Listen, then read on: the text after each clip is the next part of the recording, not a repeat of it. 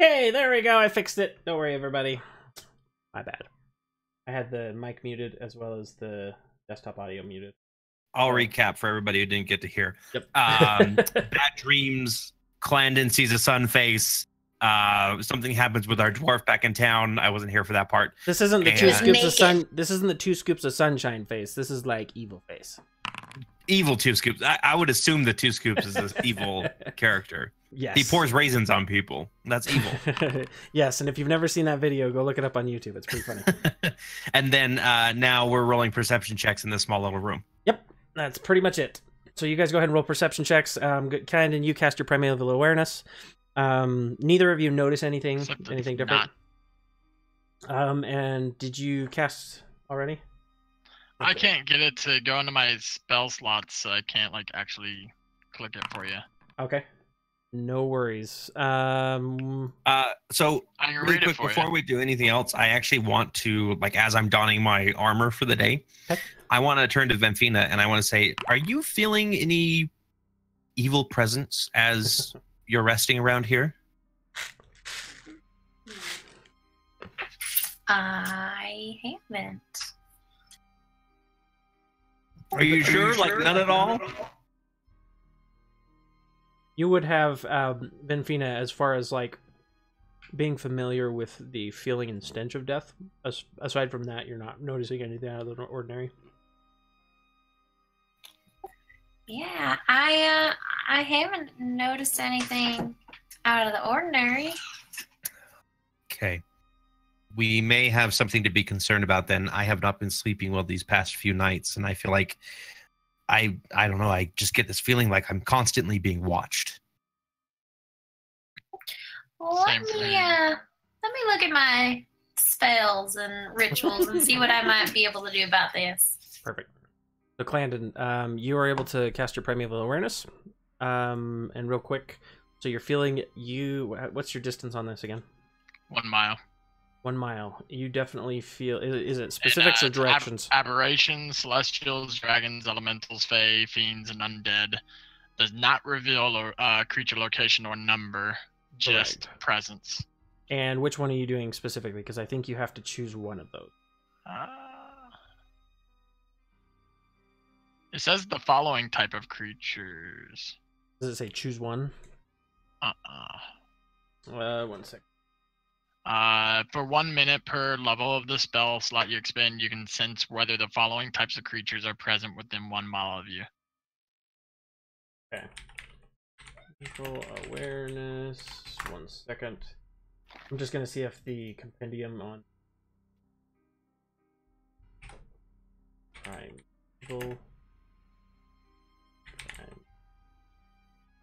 where region around you.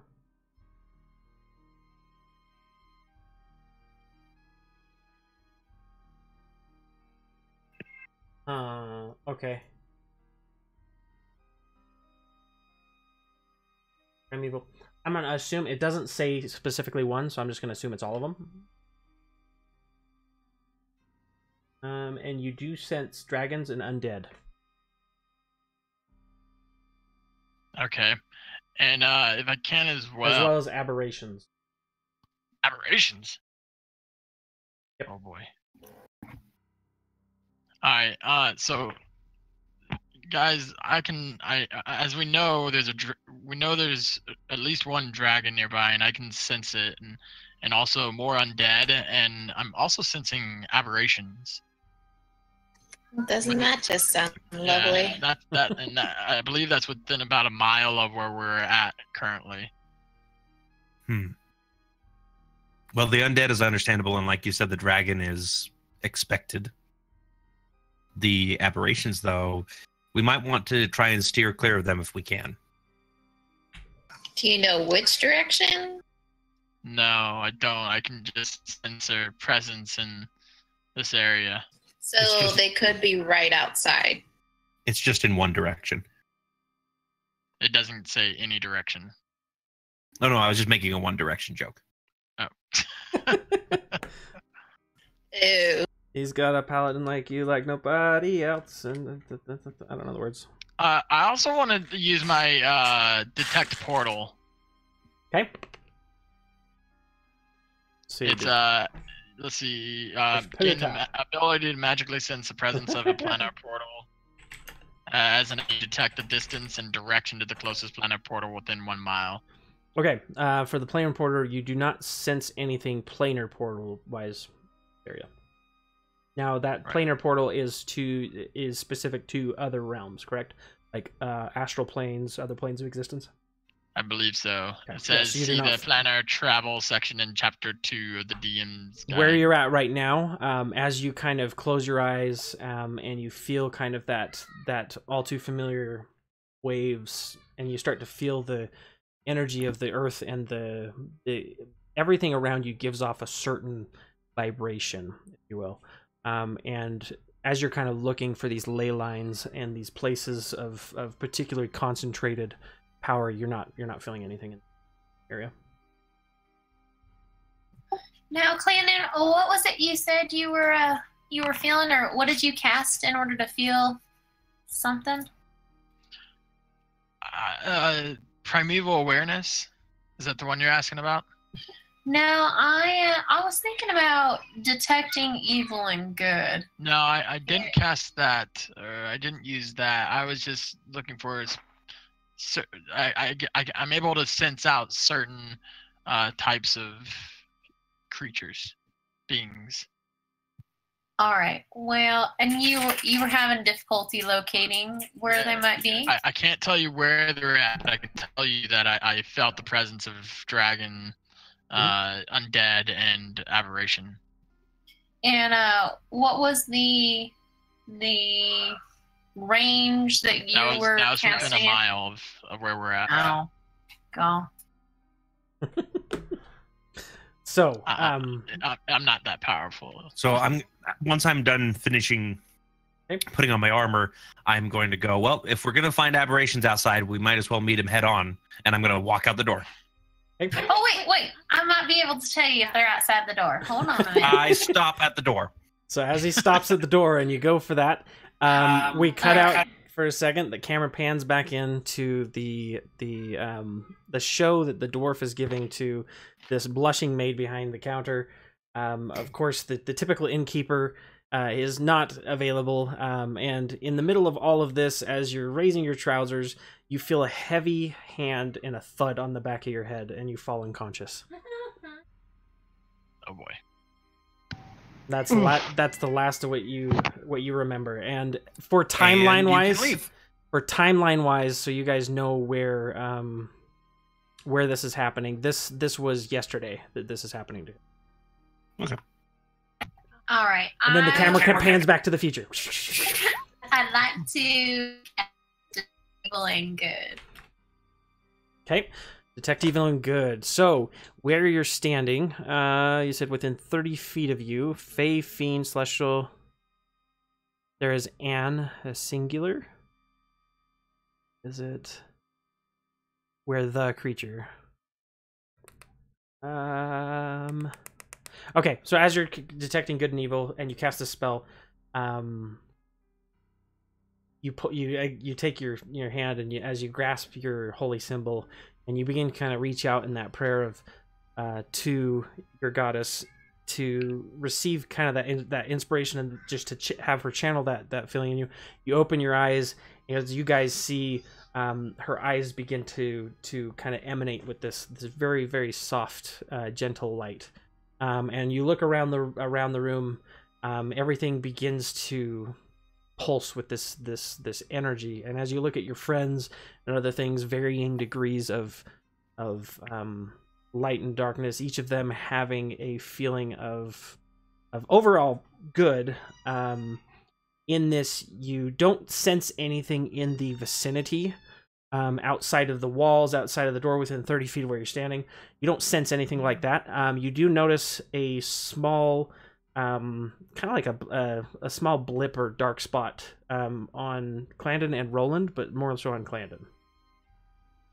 But otherwise, nothing out of the ordinary.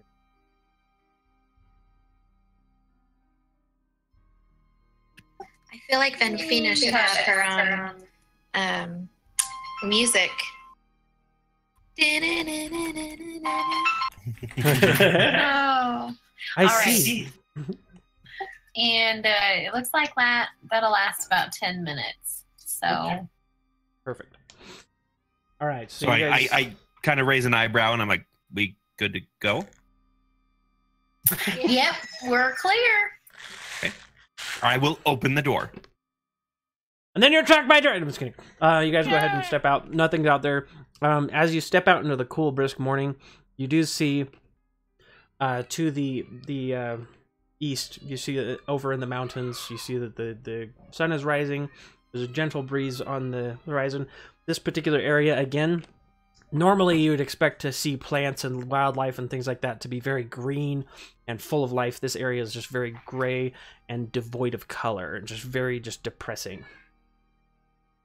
So you step out. The streets have dried up for the most part from that recent rain that you guys had been through, the downpour. And you guys again see to the west of you the thickets, where you see these plants. You can move through them. It's just considered rough terrain. Just as a reminder, which basically goes all around the perimeter of that road. So I'm gonna look around. What are the buildings that we haven't gone into yet? So from where you guys were at, you guys had the buildings that you haven't actually entered would pretty much. Clandon had gone in this one, and he'd looked around inside. He looked at a twig blight and left, and didn't see anything. And then over here, these two buildings have not been.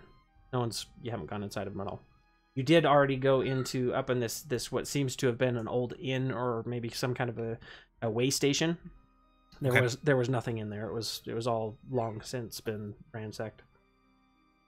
All right. So as the rest of the group shuffles out, I'm going to point to the buildings over here, and I say, we can go over there, or we can try to go deeper into the city to try and find this venom fang.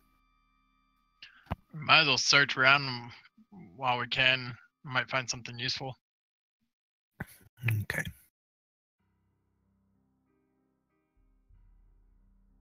I'm Like an scared aberration. watching them. Okay, so you guys are walking out. Yep. We're going to move over this way. Also, apparently I can't see everybody talking on chat. I can see you talking. I'm sorry, it's on Mixer. Satvia Heals and a couple other people on Mixer. So right now I'm using Restream to look at all three chats. Yeah, right. so because on Twitch, I can't see. It looks like you're just talking to yourself, Preston. It's true. Yeah. I am talking to myself. For those who are watching, I do it all the time in my car. In the car, practicing voices. I'm used to it. It's the voices in my head. Okay. Do you want to go out So- in the building? Yep. Let's go up to this first building right here. I'll keep lookout on the outside here. I'm going to poke my head in, keep my shield in front of me. Okay. So you go ahead and you step into the building as you're walking in. So, cowering in the shadow of an old tree is a crumbled stone cottage with no roof, and weeds are rampant here. As you step inside, you see some of the one outside of the door. As you're entering, you see the remnants of one of the twig blights that had seemingly been punted a pretty long distance and hit the wall. And so you kind of come in, you find the remnants of that. As you enter the room, there doesn't seem to be anything here. There's just similar to the other buildings you've been in. There's a lot of overgrown pieces. Most of the stuff and pottery that would have been here at any point in time has been shattered or destroyed. Nothing in the room. No identifying marks of these. Just smaller, less well-kept cottages. Okay. It's same with the other cottage too. Yep. As you walk in. I checked that one, didn't I?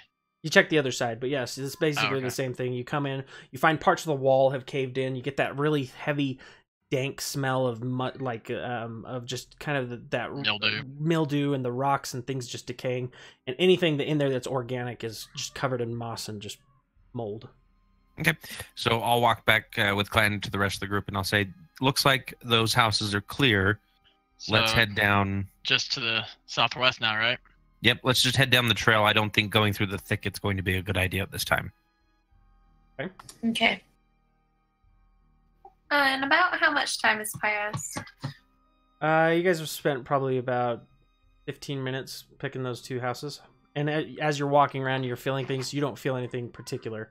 Roland and Clandon, as you're coming down the road, you find a peculiar sight. You see a large dragonborn sitting on the side of the road with a large. See that?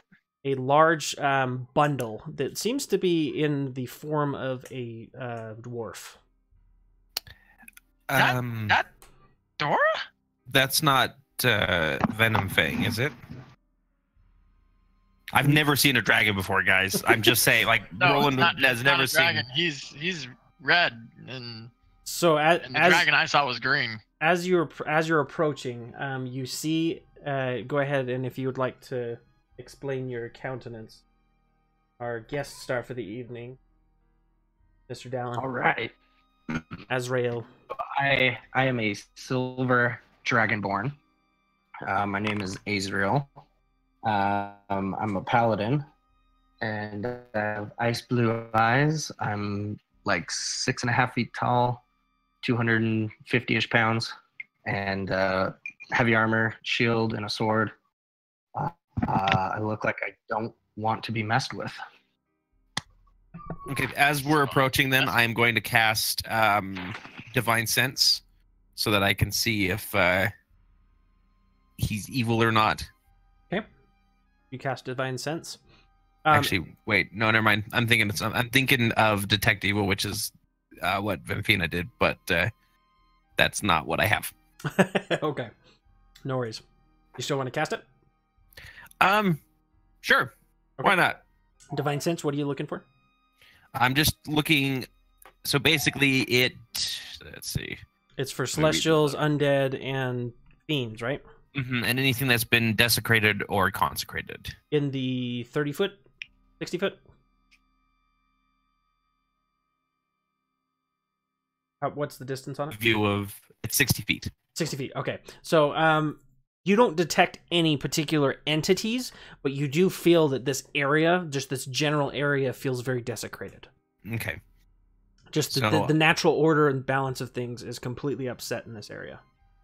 So I've got my shield out, and I'm going to follow Clandon's lead as we head up to the pair. Okay. As you start to approach... As I approach, I'm going to go ahead and call out if that's all right. We'll kind of make ourselves known. You do feel, or for Azrael, you do feel, as these people are starting to approach... roll a perception check. Let's see if you see them coming. Okay.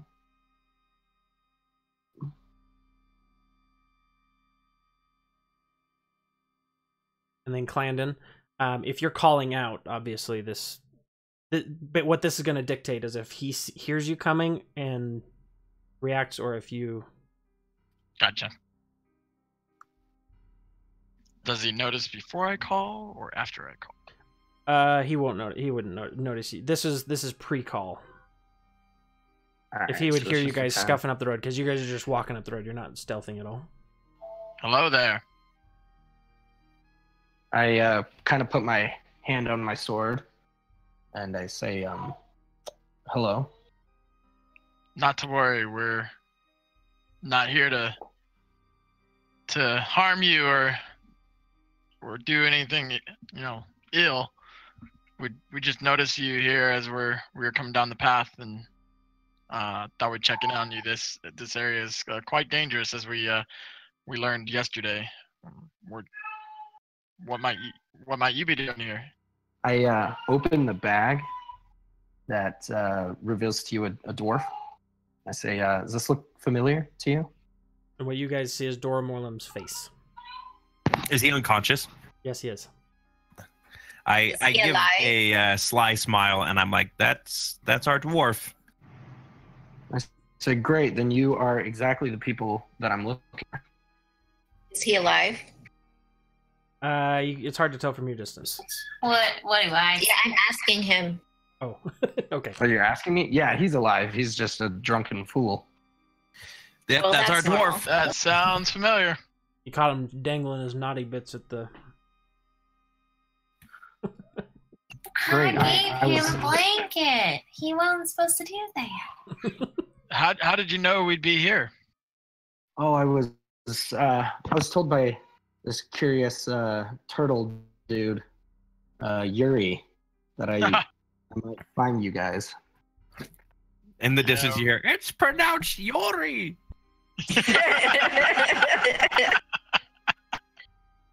You see, I'm looking for my father's bannerman. He wasn't able to scry on him anymore. I'm trying to find Balazar. Funny you should mention that. We're also searching for him. He's one of our companions as well who we're searching for, as Roland said. Well, great. Maybe I can give you your dwarf for in exchange for help finding him. Is Balazar in any trouble? Do we want to take him back?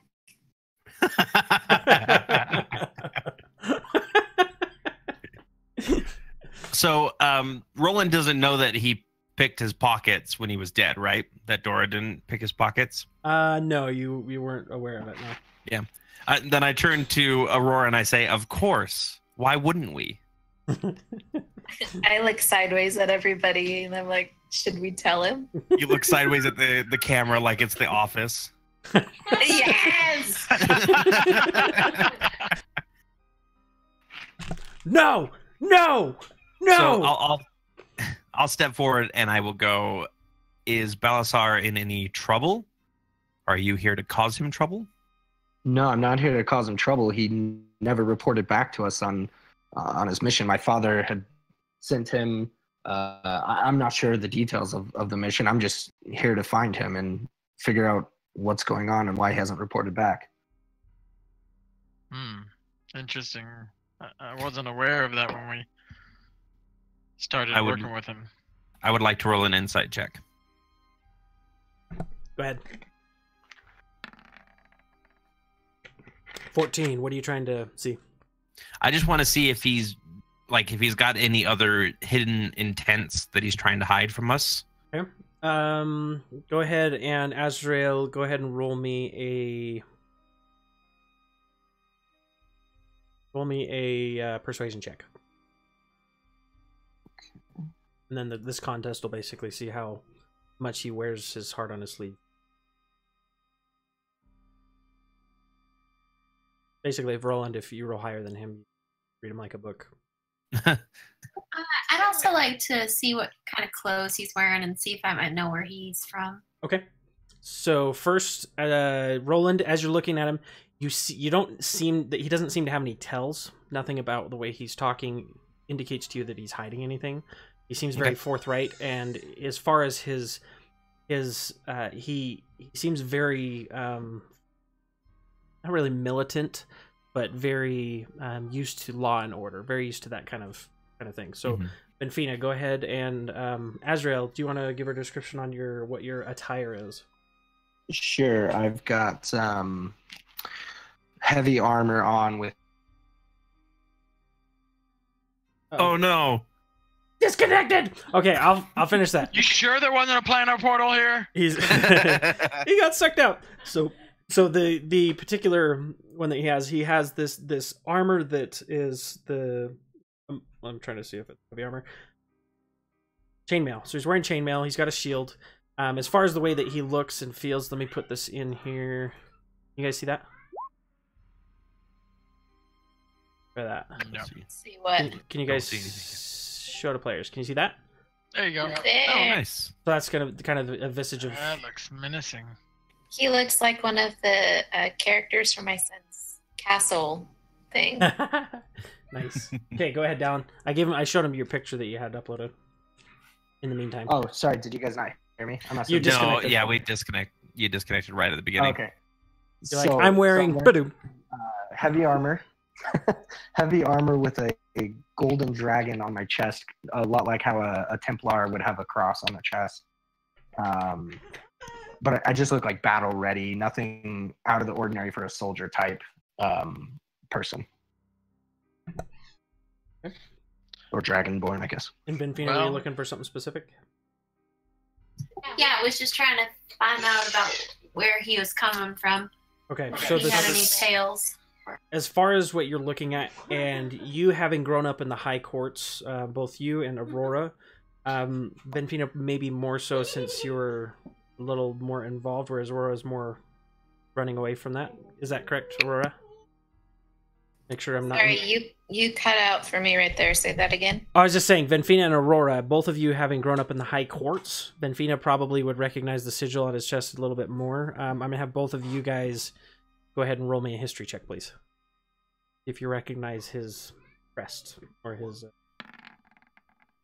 Meanwhile, Roland turns to Clandon and says, he seems honest to me. Yep. So Benfina, you don't really quite make any connection. Aurora, as you're kind of looking at this particular sigil, you start to remember about there were a couple of different castes within the Dragonborns, and this one, this particular family crest, while the name doesn't immediately come to mind for what you're saying, you do recall that this is one of the higher born families or crests of kind of Dragonborn society, at least of the ones that you and your family has ever dealt with. Okay. So I speak back to Roland, so this new guy can't hear me. I'm like, I don't know, we don't know him, but I trust you guys and your instincts.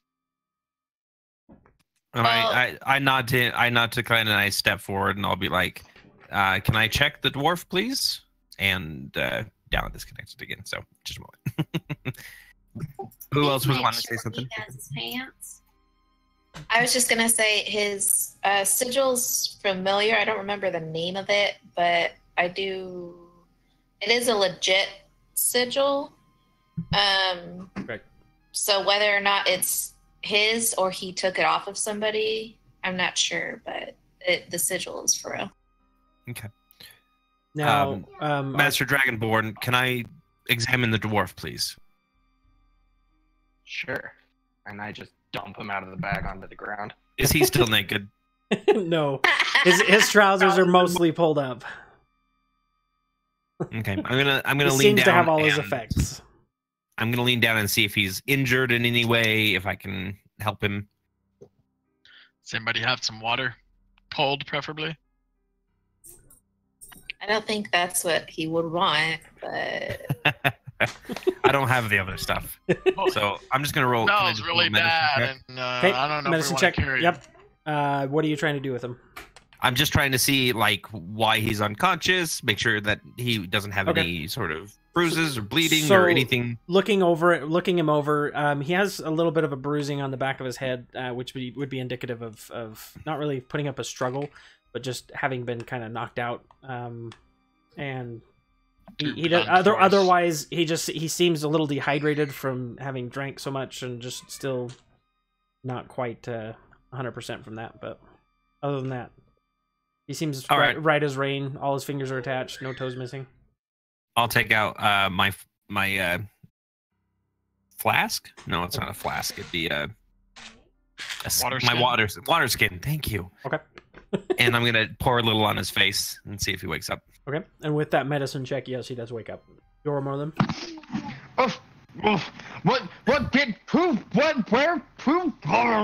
What is going on? Where am I? Calm down, Dormolam. keep your pants on. For the sake of everybody. You wish that I kept my pants off, lady. And I'm gonna hand him the water skin, and I go. It's not alcohol, but you need to drink it anyway. I throw it on the ground. Told you he wouldn't take it. You're welcome to knock him back out again. No, who knocked me out? Oh yes, that would be this Dragonborn here. Don't attack him. He's here to help us. And looking him up and down, like, "My, you're a big one. I've killed bigger." I just growl at him. Roland getting closer. Go ahead and make me a religion check to see if you recognize his sigil. Okay. Boom. Nope. What the heck? Not in my small town. It's not of my religion, then I don't recognize it. All right, so I'll stand up and I'll say, I'll turn to the Dragonborn and I'll say, we are searching for Balasar and the dragon that we believe took him, named Venom Fang, and any additional help that you could provide in us taking down this dragon would be helpful in finding him. Great. If it means that I can bring back my father's bannerman, then sure, I'll help you. Absolutely. So are you like a prince? No, not nothing like that. I don't know how you would describe me. I'm just more of a nobility, I guess, but not necessarily prince. All right. Like a nobleman? Yeah, my father's a well-respected nobleman in the Dragonborn society. Well, I won't hold that against you. Oh, okay. And then I'm going to turn and I'm going to be like, we were heading this way. And I'll start walking off towards the west, over this way. Is that the west? You're correct. To the east. East, okay, to the east. To the windows, to the walls. So north is up. Yeah. So the map's oriented to whatever direction. Okay, so you guys go ahead and you continue. Can everybody see the map at this point? I want to make sure I didn't screw up anybody's vision. Yeah. Okay. Mine's all kind of blacked out. Is all of it blacked out or only parts? Try stepping Just away from the tree. weird portions of it. Yeah, try stepping away from the tree. It's probably because that tree I set you down next to. Should be right there. I'll move you to the... Is that better? Okay. Yeah, there we go. Okay, so Roland, as you're walking down the path, again, you notice to the north, you see some brush and some thickets and things. To the south, you see what seems to be the sign of a shop. And across in this particular area, go ahead and roll me a perception check. Okay, perception check. And what's the pecking order for everyone else in line? Oh, Natural 20! Okay, so... I see everything. As you're walking, you're about to take a step, and you stop, and you see a silvery glint of light. You kind of cock your head a little bit, and it reveals a nearly invisible, just giant web that spans the entire, all the way across the road, from up here all the way down here. Oh, jeez. And you had nearly stepped into it. But as far as where you're standing, you can now plainly see, now that you've got the light in just the right place, that this place is just completely covered in just these thick corded, or not thick, but these very spindly like spider webs. Okay, I'm gonna kind of stage whisper, trying to be quiet, but also trying to get everybody else's attention as they're following behind. I'll be like, guys, you remember those giant spider corpses that we saw earlier? Yeah. There's a giant web stretching across right here, and I point it out to everybody else. Just kind of, I don't touch it. Obviously, you don't touch a spider web. Unless you want the spider to come. Well, yeah. But do we want the spider to come? Nope. Yes. No, Aurora does not do spiders. Oh, guys, we've got to get through unless we can find our way around it. I thought we just needed to head north. Guys, it's just a spider. Cut the web. I mean, You cut the web. We can cut through the thicket for sure. I turn around and I make sure that everybody else is prepared. What about is the Dora shop in his just armor? below us? So as far as you're seeing on that shop, it seems to be a workshop of some kind. But as far as the windows are long since boarded up and it's dark, you can't really see much. And the web covers from here, starting here. It goes from where you're standing. You can see it attached to the side of the building and go all the way across into these trees above you. Okay. So it blocks the entrance to that building? So like this. Or Correct. something. It basically, like, it goes a full. I can't. Let me. draw this. Yeah. Draw shape. So right here, you see Okay. just a very large amount of. Again, it would normally, like, if you were riding on horseback or something, you probably wouldn't have seen it. Unless you roll a But natural since 20. our horses got eaten, Oh, that's right. I forgot the horses again. You're welcome for the hint. So And at this we'll point, turn around. you have no idea where the horses are. no, they're dead. We're gonna have to pay that guy for those horses. I say we just go straight north through the thicket. There's no reason to disturb this webbing. Agreed. So you guys, I will go around. okay. Can't go over it. Can't go under it. Might as well go through it. Bear with the shivers. Okay, so go ahead and mark off where you guys are going. As you move through these thickets, you feel as it tugs on your cloak and like these just different brambles and things like that. As you're walking through, you can get through and hack your way through and things. It's not very sure footing and just thickets everywhere. And again, these don't seem to be like your normal standard thickets. These ones seem to be especially irritating. And like if you've ever been to Missouri, there's a special tree that grows spikes on it. And when you get stabbed by this spike, it has an oil on it. Locust trees. Yeah, those are the ones. My land has so many of those I gotta clear out. Let's hurry and get through this thicket. You guys make it through, no Irritating. problems. Okay. I'm gonna continue on north. Do I see what's Okay. up ahead? So as you're kind of walking along, you do see that the road is kind of winding around. And everybody, go ahead and make me a perception check.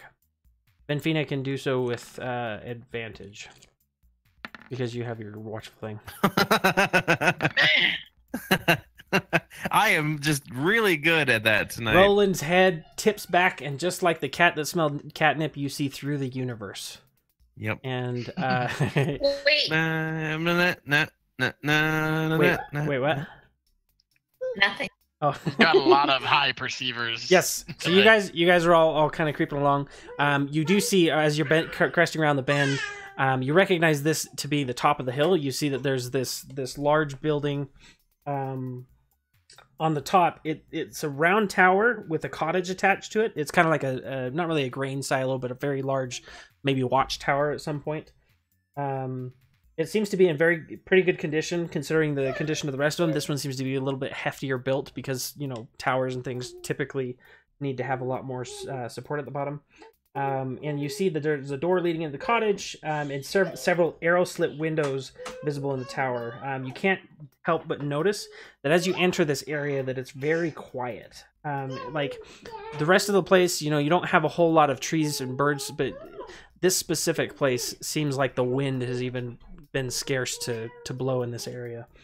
Okay. There's a very acrid smell of decay and just festering gross. You see again, you recognize the giant spiders to the north east or northwest of where you're standing. At this point, they're starting to just cave in on themselves. One of the giant spiders starting to bloat and looks like it's ready to complete its decomposition inside out. Does Well, somebody, this is lovely. yeah, does somebody stealthier want to go up to the house and take a listen to see if there's anything in there? I can go look. Okay. Go ahead and make me a stealth check, please. Please. Whew. Nice. Okay. Is there anything I can see in? Is there a door? So as you walk up, you see right here in front of you, there's a door right here. And you see the arrow slits that kind of span around, very similar to most other, you know, fortified structures on the Are sides of the they? building. How high are they? Is this something I can peek into, or is these- at the top of the tower? These ones aren't too high, and they're basically probably like 3 or 4 feet off the ground is where the bottom of them starts. You're able to walk up and kind of peek inside. So I'll peek in this one right here. Okay. So you kind of you get on your He's a tiptoes. creeping. You're looking inside, and and as you kind of looking back and forth, you can feel the dust start to blow up in the area and start to. You see that as the light rays kind of come into the room. You look around this room. There doesn't seem to be much. There's kind of claw marks in different places of what you assume to have been either other animals that have made this, not large animals but smaller animals, making this their home. There's no furniture or anything in this particular room. Dora, wait! Don't go up there. Okay. So I don't see anything that would cause concern. No, you don't see a whole lot that would cause concern. And you do hear behind you, not very loud, but you hear the scuffing of boots on dirt as you're being approached from behind. Whip out your sword! Whip out your sword! Door. I turn back Not that around to one! the group. I turn back around to the group, look at Roland and catch his eyes, and kind of wave him forward, but also put my finger to my mouth to indicate, come, but quietly. And I'll turn to everybody else to make sure they all got the message.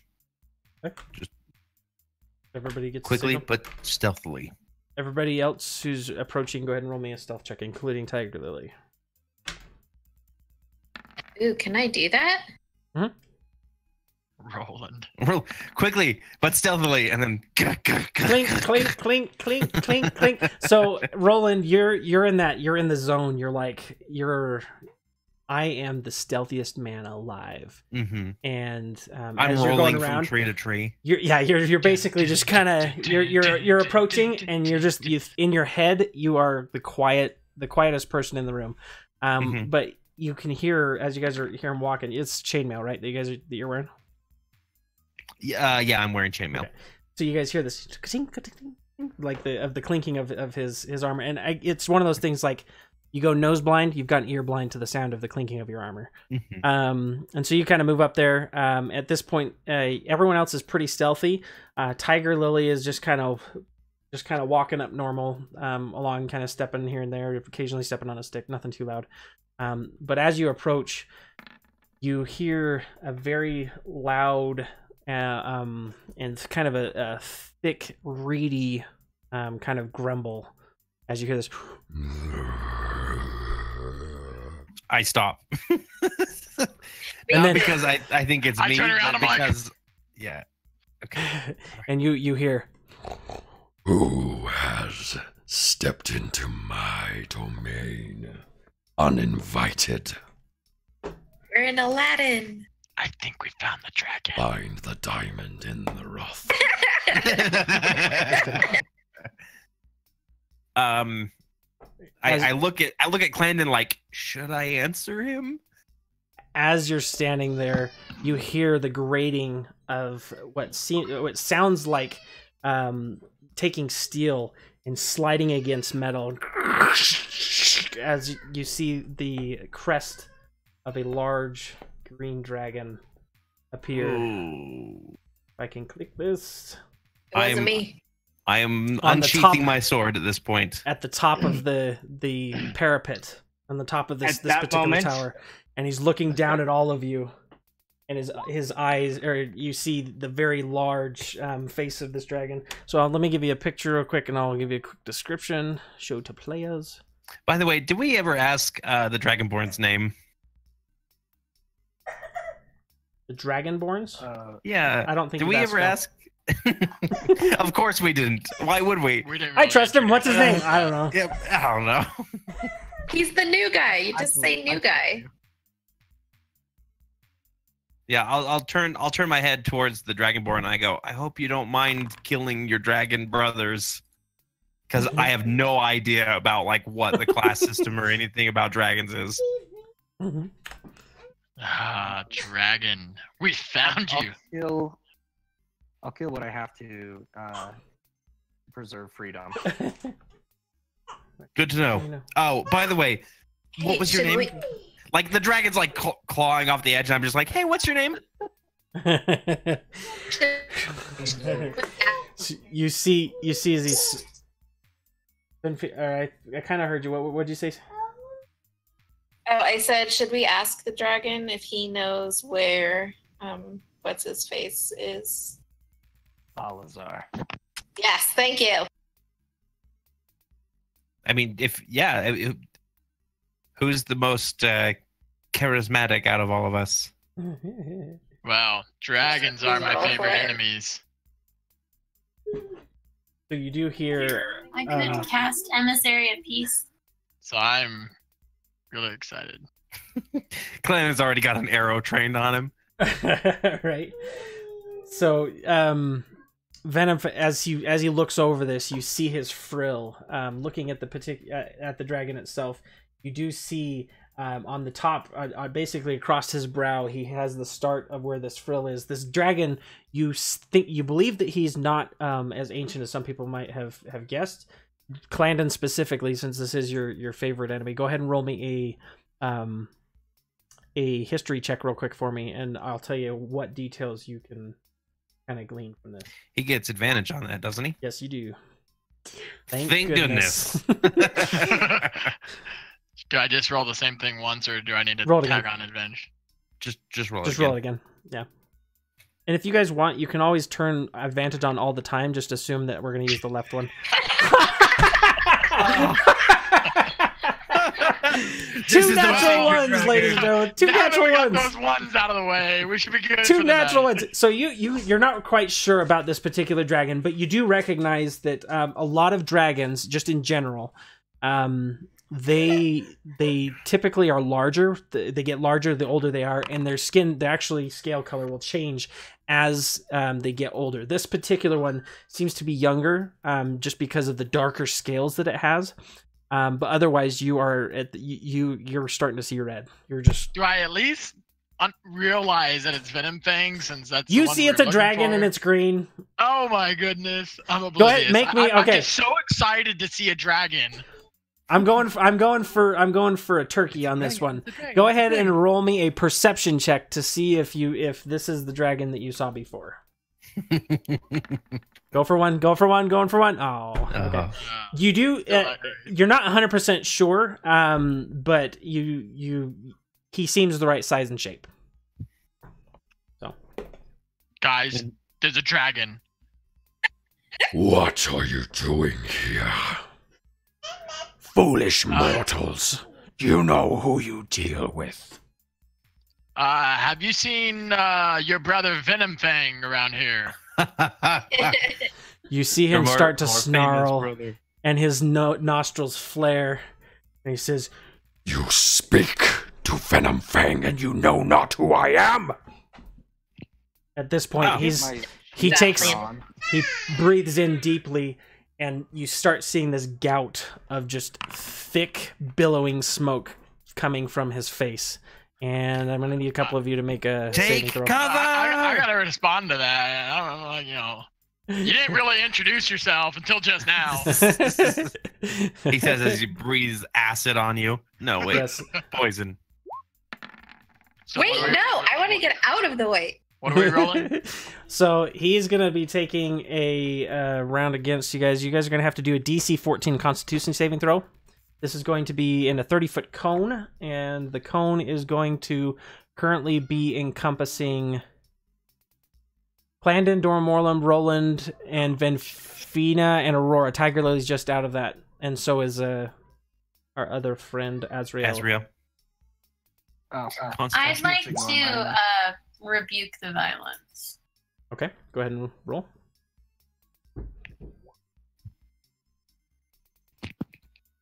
Yep, run. Chat says run. Okay, so let's see. Channel divinity, rebuke the violence. Deals damage with an attack against a creature other than you. Use your reaction to force the attacker to make wisdom saving throw. Okay. Failed save. Attacker takes radiant damage. What was the range on that he just did? This is a 30-foot cone. So if you want to see what that might have looked like, it's going to be a You've been waiting to use this, haven't you? breath, acid.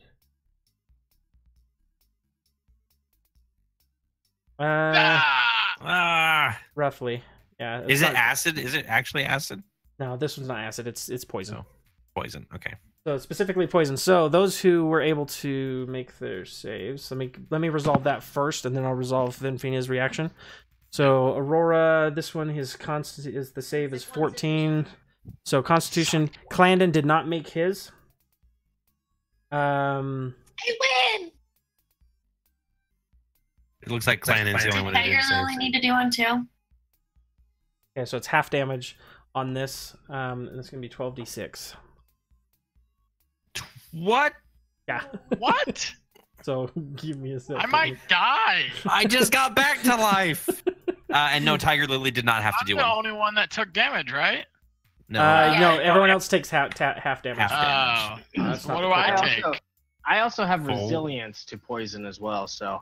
Wait, how do you do half damage? He'll tell you the total. I'll and tell then you just I'll do- tell you the total. Oh, okay. So let's see. This is going to Half be... of one. Half of one. I hope it's not 12d20. right. I can go with the average, but that's also very high. So, red compound, Shadowrun style, documentation. 12d.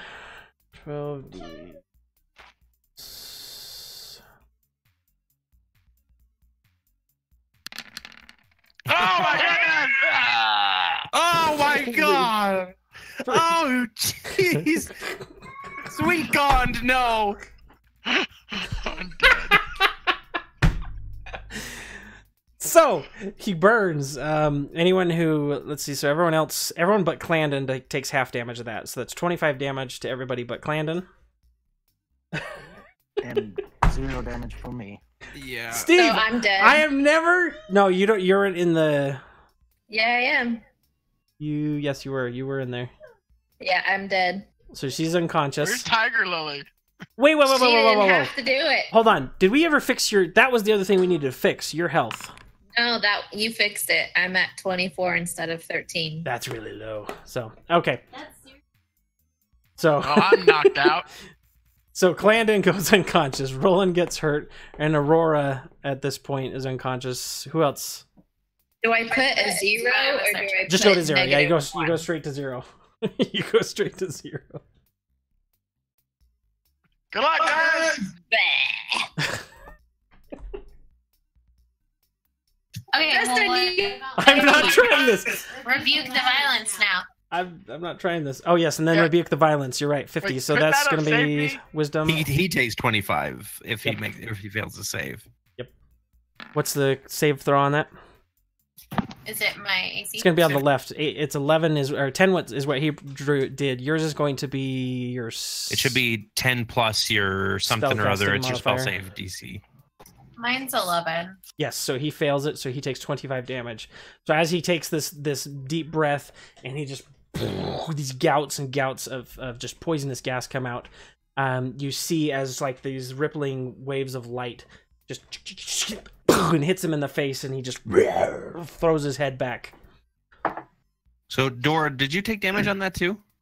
I take was that 25 and then half of 25. So Oh yeah, because you I have poison resistance. so I take 13 damage.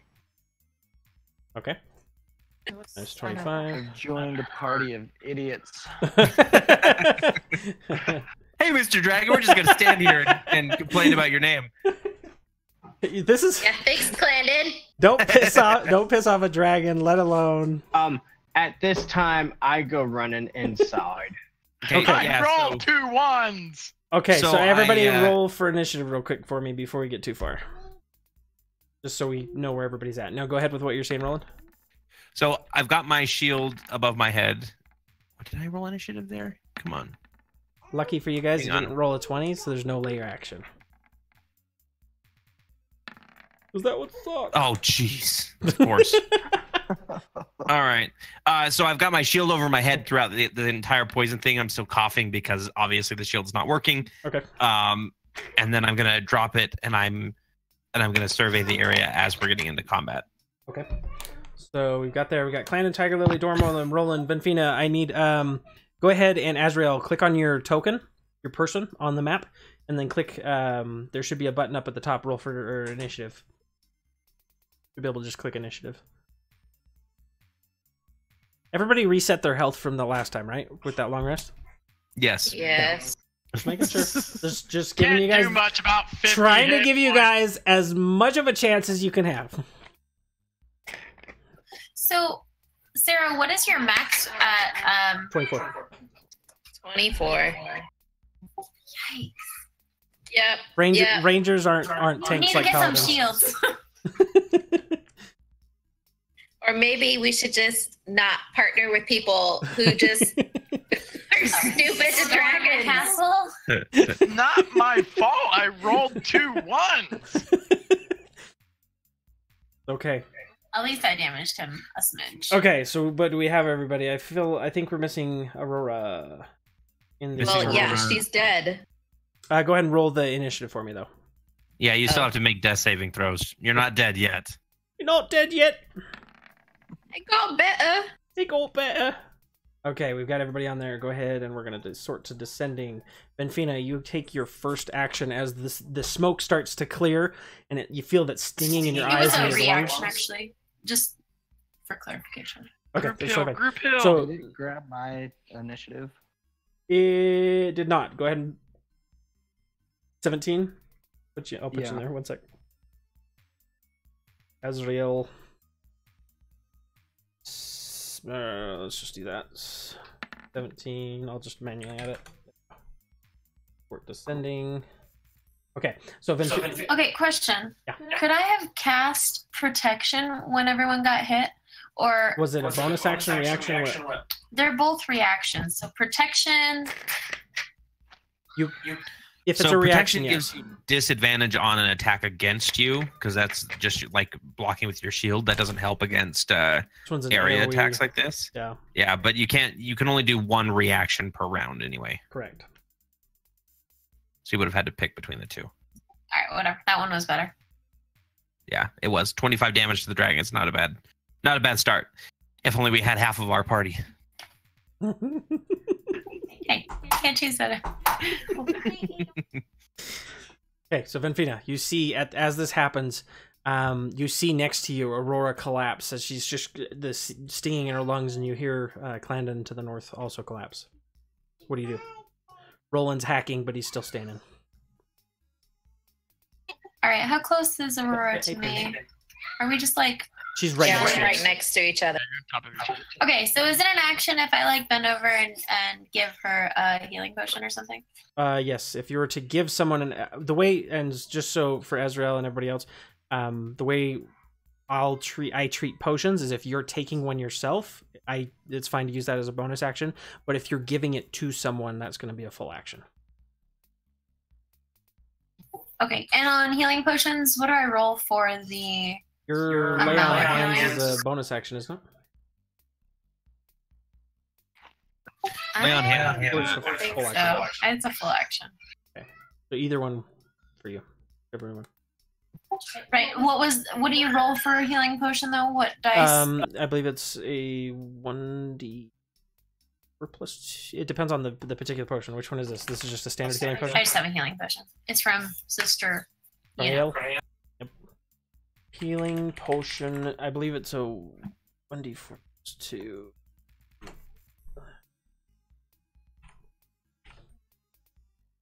Should be in your. When you added it to your inventory, did you click and drag it from the compendium? No, I don't think so. If you do it that way, I believe when you click on it, it'll give you the healing potion. Potion of healing, for everyone who's curious, is going to be 2d4 plus 2.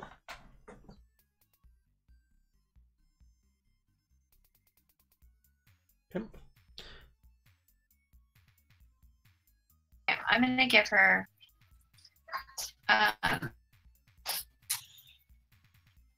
One healing potion. We'll see what we get. Okay, so you go ahead and you give her the healing potion. Go ahead and roll 1d4 plus 2, and then whatever that total is, Aurora. 2d4. Or sorry, 2d4. Aurora, go ahead and add that to your health, and you will be conscious again. Okay. 2. 2.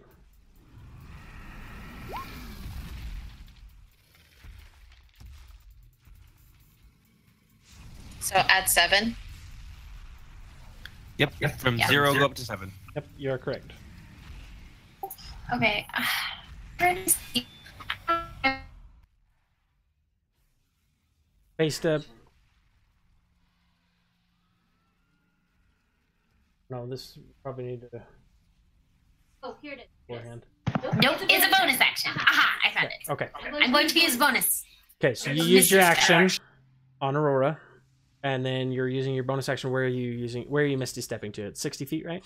Or is it 30 feet? It is 30. 30 feet. Okay, so you go ahead. Where are you going? Go ahead and remember these squares are 10 feet squares, 10-foot squares. Do I have to be able to see? Yes. Teleportation, I believe you have to see. Oh, yeah, that I can see. Okay, are there any windows that I can see inside of this castle? You cannot see clearly, but you can see through the portcullis here or directly below Venom Fang. Right here and right underneath Venom Fang. Alright, I'm going underneath him. Okay. I would like to get inside of the castle. So you see vaguely Actually, in there? before I do, hold on. Is it completely enclosed? Ouch. On the top, or is it open? It is, as far as you can see inside the window, it looks to be that at least the first story is intact. And that particular window you're looking in is in the first story. He's up on like the third story of this particular silo-like tower. I want to Misty step up to him. Up to him. Okay, so if you're going to up to him, let's see. Sorry, I thought we were like on a one-level building. He would be, each story I'm going to assume is probably going to be about 10 feet, roughly. And so he's going to be about 30 feet up from where you're standing. If you're going diagonally to him, you should be able to make it. Right, yeah. All right, I'm going up. Okay, so you bamf. You guys see Aurora as she's feeding you this potion. Suddenly she goes all kind of glittery as she's kind of looking up above and just disappears. Just nothing in front of you. The glass falls to the ground, shatters. As again she reappears up right next to Venom Fang. And Tiger or Venfina is now on rooftop. Venfina up here. Can you still see the dragon from there? Yes, I'm asking you. All I see is I can't even see over the edge or anything. I'm gonna ditch the dynamic lighting on these walls just to make that easier. Oh, much better. Better? Much better. Okay. That way you guys can at least see, but understand that where he's standing, looking down on you guys, he's got half cover from where he's standing, like his stomach and everything else. His head's poking over the top, but he's a It's giant dragon. headshots that matter. Yep. And I see his bum. Yeah, you're basically His standing. tail. He at this point he's taken a very defensive stance. You see his wings are pulled out and just completely trying to look overbearing to you guys. Is he aware of my presence? Let me see. Go ahead. I don't think he should be. Let's see. Venom Fang. Is he? He's not close enough for anybody on the ground to take a melee swing at him, right? No, not unless He's not no, like hanging it's- over the edge. Yeah. He's 3 stories up right now. Okay. So he, as far as where you're at, he is perception. Roll me a stealth check and see if it's anything higher than a 17. Then he doesn't know you're there. Can I roll it with advantage? Donation. Probably not, because he is aware of your guys' presence and he would have seen you bamf. 19. Nice. Yes. So currently he is not aware of your presence behind him. You're right now. You've got kind of So I can get a sneak attack? the tail of his Give yourself the haunches. pain. If you were an assassin, maybe. But you're Hey, not. I'm a very stealthy paladin. But you're not an assassin. So I think it's funny that we've got 3 paladins. I know, in our right? group. Anything else? No. Okay, Azrael, you see this unfold in front of you. All right. I'm gonna move as close as I can to the castle and use my bonus action to cast Wrathful Smite, Okay. which means the dragon needs to make of, Okay. or I will get an extra 1d6 on my next melee attack. Okay.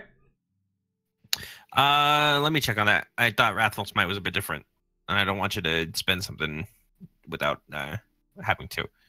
Okay. Wrathful Smite is the next time you hit. So basically, that just adds it to your weapon, and then the next time you hit with the melee attack Yes. during the spell's duration, it deals an extra d6 psychic damage, and then they must make a Wisdom saving throw to avoid other stuff. Right. But that's just basically you're just putting an enchantment, a temporary enchantment on your weapon. Yep. So if you wouldn't be able to reach him from where you're at from a melee perspective. Right. Okay. So then I'm just gonna head in as far as I can. So. Okay. So these squares are 10 feet. What's your move speed? 30? 30. Yeah. Okay. So I can go. So I can pretty much make it. And hop over Clandon's unconscious body. Yeah. Hold on. It's not moving me. Don't You mind can do me. everything. That's what. That's why we have 3 paladins, right? Yeah. Go team healer. Because it's the only way you're going to survive. There we go. I'm directly on him, but it's fine. Bow, chicken, Move, bow, dwarf. cow. You're in my path, dwarf. You should be slightly offset. All right. Okay. And I guess that's all I'm gonna do because I can't really do anything else. As a paladin, just so you're aware, you do have the ability to do lay on hands as an action, if you so choose. Right. Just letting you know. Do you have any bonus actions or other actions you'd like to take? So the bonus action was the Wrathful Smite. Right. And that gives me basically on my next turn when I can get into melee range 1d6. So that's Mhm. that's what Yep. I'll do. But you Just still your have next attack. you still have a standard action if you want to take it. Pass this turn. Okay. So are you holding your action, or what are you doing with that action? Or are you just dismissing it? Because you can hold, you can ready, you can take the evade, you can use it to You disengage. can use Those lay kind on of things. hands. Yeah. Okay, I'll use lay on hands actually. Let's get Clandon. All right. So go ahead and you can choose however many points of that pool you want to heal him with. As you reach your hand out, you feel a kind of a grumbling vibration. Clandon, in the darkness, as you're kind of unconscious and you're laying there and looking around, and you're just swimming in this just sea of cold and quiet. You see coming into view that same face with the sun, and it says, "Hello, and as he says that, you start to come to consciousness again, and you start blinking your eyes, see the lights. Hello, All Clarice. right. And I'll give Hello, him Clarice. 10 hit points. You have 10 hit points. Thank you. Okay, Tiger Lily, Dormorlam, you're up next. How high is Thirty. what he's standing on the cliff off the ground? He's roughly 25-30 feet above you. Okay. He's on the third story of this kind of silo looking. Don't forget you have phase step too. Tiger Lily doesn't. No, but Aurora does. Those Eladrin I elves. think Tiger Lily should. Like, no, just kidding. An Eladrin daywalking tiger. Tiger Lily read a grimoire and learned magic. Da, da, da, da, da, da, da, da. All right, so she is just gonna bolt it towards the Okay. building. So she hoofs it. Does she try and enter the building, or No. so she goes ahead and she goes up there? Go ahead and move her where you'd like. Appropriate. Dormorlam, Clandon, you're up next. All right. I go and I talk to the little green dragon. Be like, little green dragon, is that all you got? Some breath? Come down here and fight, and I'll show you how to fight like a true man. I'm gonna take one single step away from normal. His free action response is, Gladly, I love the taste of dwarf. Uh-oh. Okay, and then You got a crossbow. Okay. So you are performance 5. Chill touch. Wait, are you an Eldritch Knight? yeah. Okay, go ahead. So chill touch. That one 120 feet, and that grips it. Whoops, not what I was trying to do. Does not hit. That one's an attack, right? Attack roll. Yeah, it's an attack. Yeah. Okay. So the 7, he's as you're trying to conjure this, he starts to feel underneath the ground under his claw start to get cold, and he pulls it up, and he looks down at you. I'm going to enjoy this. Then come on down and let's enjoy it together. No, let's all just take a moment here. Let's not do it rash. You are a Just wait. foolish- Then she's gonna convince him. I'm not even all the way alive yet, man. Lay down his claws. Clandon, it's your turn. Or you're up Hey, next. I'm just keeping the attention out here, okay? Thank you Yeah. very much. Yeah, you're like right next to me. Everybody's clustered in one little spot. Moving It's counts perfect. as a bonus action, right? No, it's no, a move. movement is movement. Completely separate. Freak. Oh wait, no. Unless you're like so a rogue. it's not an action, or it is an action, or No, it is not an action. Oh, cool. Movement is completely separate from actions. Sweet. Then I am moving Okay. away from Tormorlum. Okay. Which Let's direction? see. These are 10. I've got 30 movement. 10, 20. You actually have 15 because you had to stand up. Yep, that's right. You Ah. were prone. You are correct. Yeah. All right, then I move over here-ish, Perfect. behind Roland. Okay, so A good strategy, sir. you pull back. Yeah. Then I'm gonna go ahead and use my bonus action to use a potion. Okay. Go ahead and roll So your that hit was 2d4, die. right? 2d4 plus 2. Plus 2. With a minimum of 3. Unless somehow you roll forgot with the this plus. I totally That's messed okay. that up. Just roll another 1d4, and then we'll just add them all together. Yep. That's 3, Ah, 5. come at So you take 5. I feel like I always low below 1 or 2 on those. It's no fun. Okay, so you're able to Alright, begin it. and- What's your action? Yep. I'm not gonna waste my turn. I'm gonna go ahead and take a shot at him with my longbow. Okay. You pull out your longbow. Go ahead and fire. I'll tell you if it hits.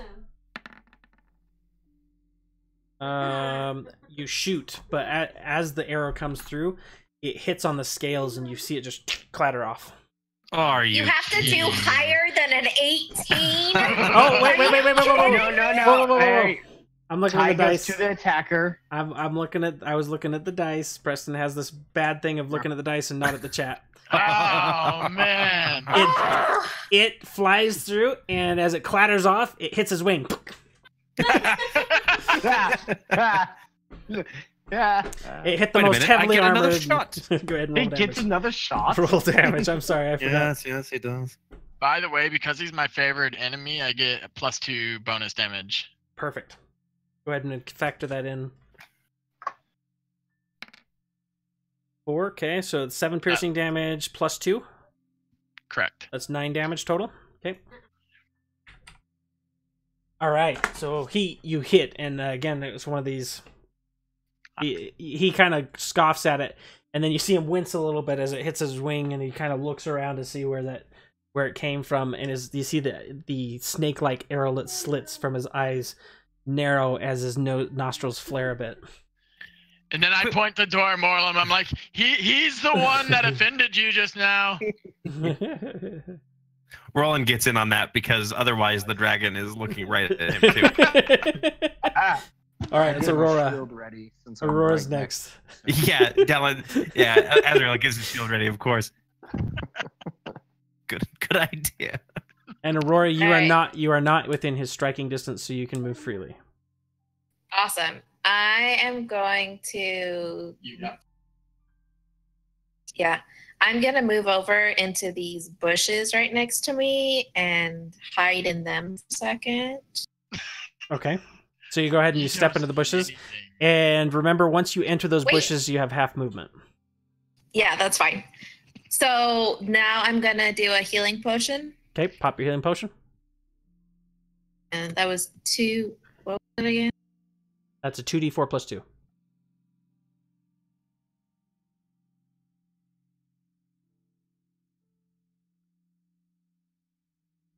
hate it when I eat all my snacks in the first like hour of us playing. Gotta pace Someone yourself. should go It's a get marathon. Seriously, I'm like, I'm a glutton, just like a dragon. Okay, so 6. Yep, go ahead. So you healed for 6. What's your action?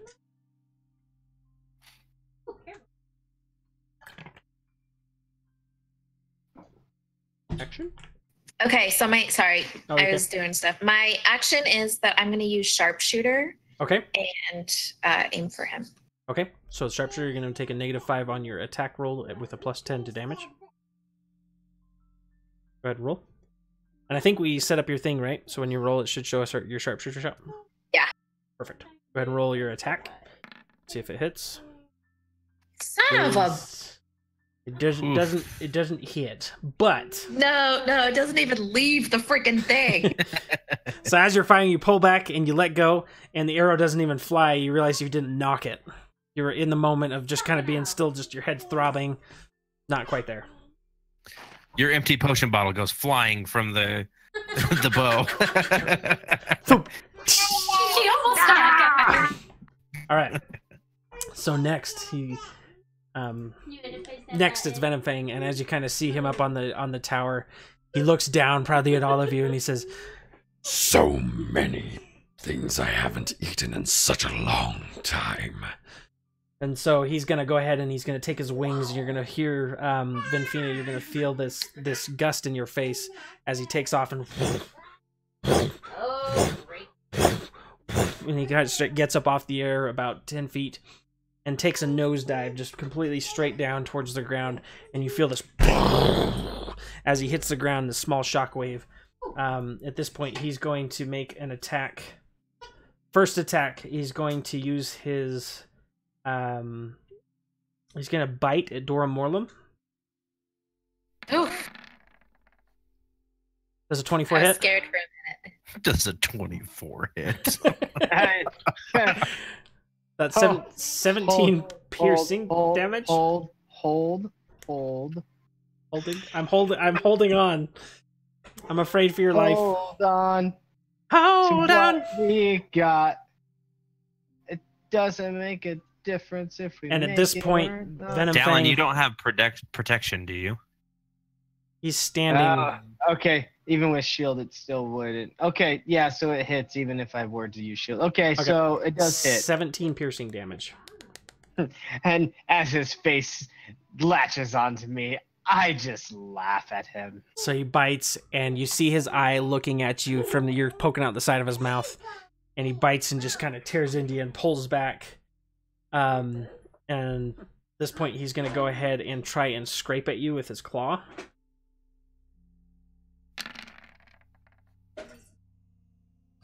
Does a 13 hit? Probably not. No. And he's going to claw again. 16, does that hit? No. Okay. So the first one, he bites, and he's trying to claw at you as you're there. And you're just able to kind of get your weapon moved around where it pricks him enough in the mouth that it's uncomfortable. And he pulls away and looks down at you and licks his chops. And just like a cornered snake, he just kind of pulls around and he pulls his wings out really, really large. Just like a cornered snake. Just a snake with wings. Yeah, snake.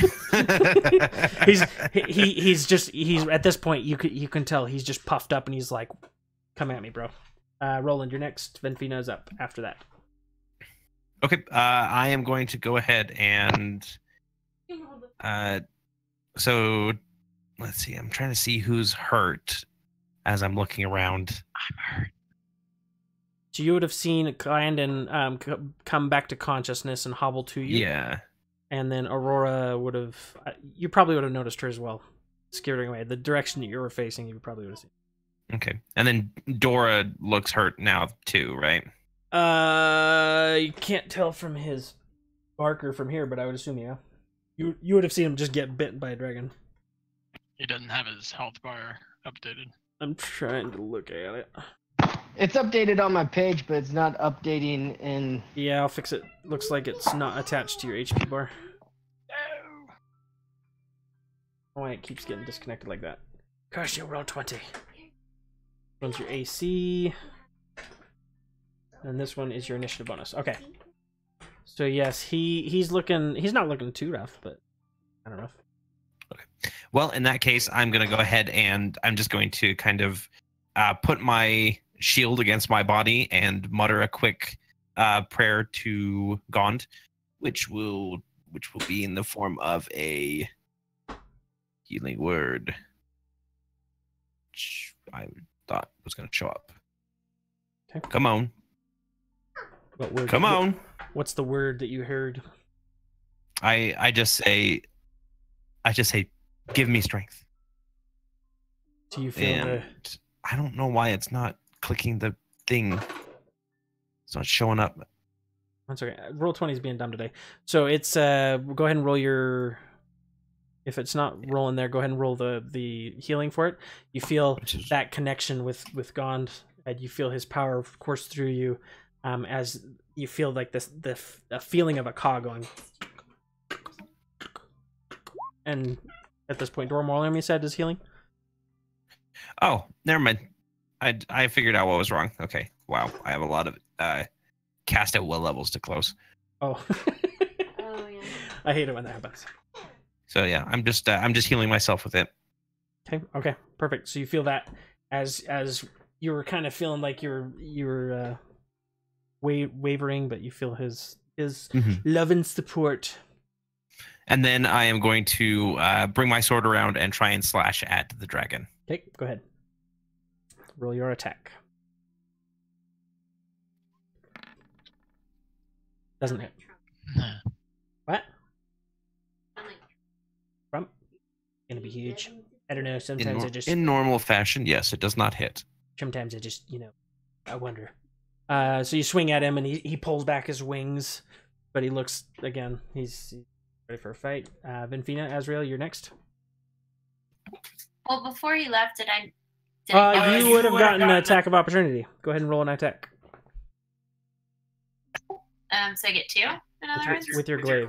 A single, you would roll the attack of opportunity, which is your regular attack, and then whatever, unless you're using your crossbow, whichever one you would have had. No, I was wanting to do my glaive with my divine smite, of course. So Can't you do that in on a reaction attack of opportunity? on attack of opportunity, I don't know if you can cast this. I don't think you can cast a spell unless you're a battle mage. So starting at 2nd level, when you hit a creature with a melee attack, you can expend 1 spell slot to deal radiant damage to the target in addition to the weapon's damage. So it means that any weapon attack. I'd say, yeah, that sounds like it. So Vinfina, go ahead and roll your attack with that added to it. If it hits. If it hits, yeah. It hits. So he starts at this point when he was starting to take off. You guys didn't see this part, but Vinfina's back there poking him in the butt with the glaive. And now I can roll my divine smite, yeah? Roll your damage for your glaive and then your divine smite. Divine smite right up the butt. Nice. Yep. So that's 14 base damage. How much is your divine smite? But shouldn't it be It's some kind of 6. more bonusiness because it was a critical? It already did the. Let me look at it. So 1d10. No, it already did the plus. It already did the crit. So your crit was 10 for that second roll. So you got 20. 20 with that thunder damage. The extra 1 damage is if it's undead, but he's not undead. So that's 20. 20 total. So as he's kind of flying off, he feels like this arcing butt lance. And it kind of changes his flight pattern. He was intending on smashing everyone like little ants, but it kind of screwed up his flight pattern. That's why he flew down so hard. Have you gotten your prostate? 45 off his hits. Nice. Perfect. So, Vinfina, it's still your turn. Yeah. Oh, dang nabbit. All right, let's see. Crossbow. He's gonna jump off. Wanted to. You jump off. I'm not jumping off. Do it. I wanted to know if while he was up there, Ride the dragon. noticed anything about like his weaknesses, what kind of Roll dragon he perception. is.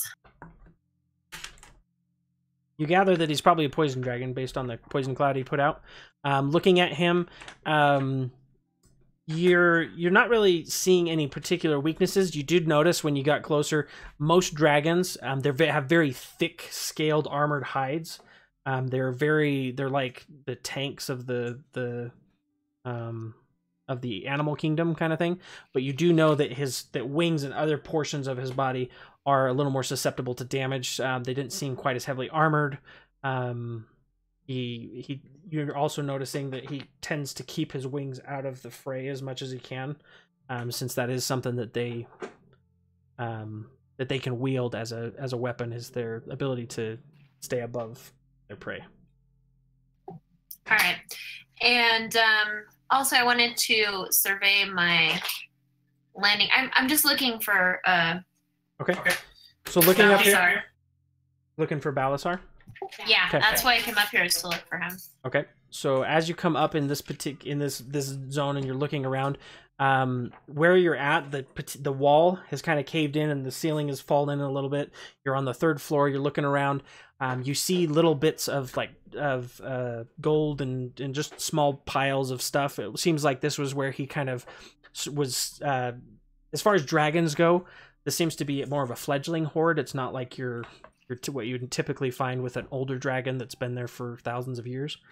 And based on the recent corpses of the spiders, you see the spider webs in the wall. You can assume that he has evicted these other denizens for this space. As far as that goes, sure, you don't see Balasar in this room. You do see a little bit of gore and what have you. You do see that where this particular dragon sleeps, it has a small pile of just rubble that it has created as its own little thing. And this particular area, there's this the acrid smell you were smelling outside is very potent in this room. Ooh, Nelly. Some of the stones are starting to deform and blister and pucker inwards. It's just the whole. Do I feel safe on the ground that I'm on, or is it gonna It collapse? seems sound, yes. As far as where you're at, it seems sound. You're just noticing that he doesn't seem to have been here very long. Okay. I'm gonna shoot him with my crossbow. Okay. Go ahead and shoot.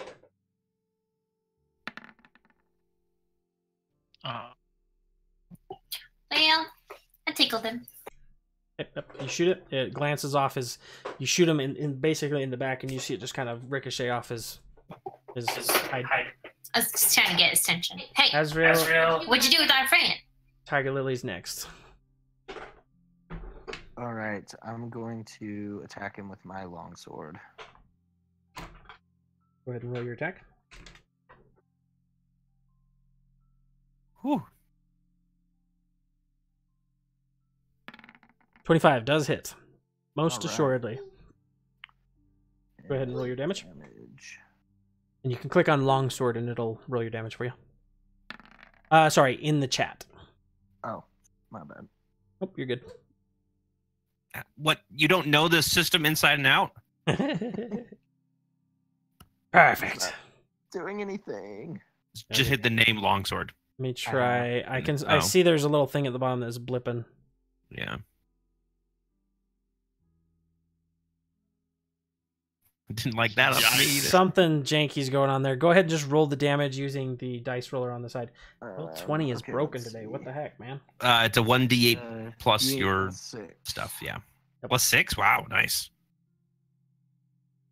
Wait, the plus 6 is to your attack, isn't it?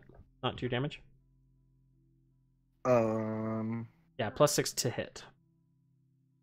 No, and then it says my damage is 1d8 plus 6. Oh, oops. What's your strength? My strength is a 19.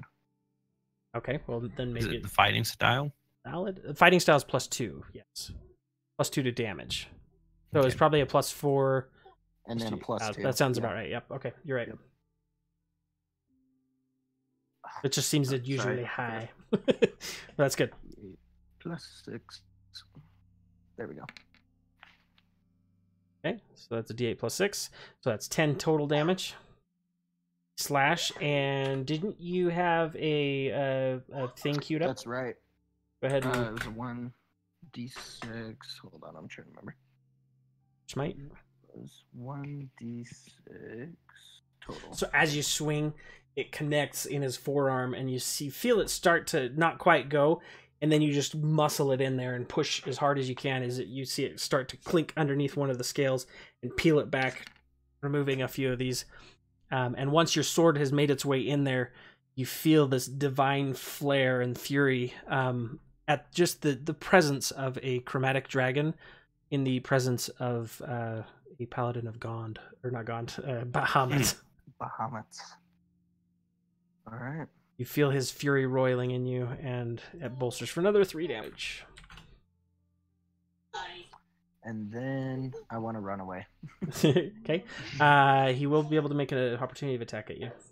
I'll go just for stay it. there. I'll just stay there. Just as a warning. That's the only time. That's the only time I'll remind. Let's see. So then Tiger Lily, next is Stormorlum.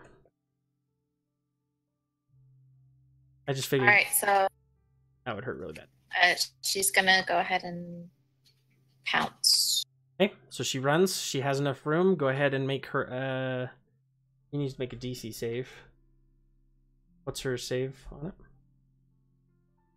It says a DC 12 strength saving. 6. Panther knocks down a dragon. Really? Really? That's right. Really? And that would be I believe she gets the bite attack in addition to swipe attack. So go ahead and roll both. Bite ends. Yes, you're going to be a bite, and according to her pounce, she was able to do 2 attacks. I think the bite is because of being able to knock it down, and then she can do another attack. Because that's considered part of her bonus action. Alright. Okay. So attack 8 and 14. So the bite and claw don't do damage per se, but she was able to, how that would work, knock him prone. Got him in the eye. So let's say he's prone. If he's prone, can he still make attack of opportunities? Yeah, he just does it at disadvantage. Stormorlum, it's your turn. Clandon, you next. And Tiger Lily is up on Dragon. Yeah, sorry, I forgot to move her. Oh, you're good. Oh, good. He's prone. That gives me advantage. Wow. So I go to attack with both my hand axes. Okay. Okay, go get one. You know where they are. Go ahead and roll your attack. With advantage. It's too tall. Aha! So that's my first attack. Hey, it's too tall. So first attack does 5. Okay. Ellie, wait. I'm talking. You So need if to wait you until swing. I'm You're done. swinging the first one to miss. The second one you swing and it hits. You get No, to no, 5. no, with advantage. No, that's That's with my advantage. first attack. Okay. Go ahead and check the advantage So- box. So, It's buzzing. oh, that's right. I could do that. Ellie, stop. I will get there. Hold on. Okay. So he hits for 5. Okay, and then the hand axe. This one, 14 does not hit. So for the second attack, it swings and it misses. He's a And little more prepared. then I am also going to use my my action surge to be able to attack again. Okay, go ahead and roll.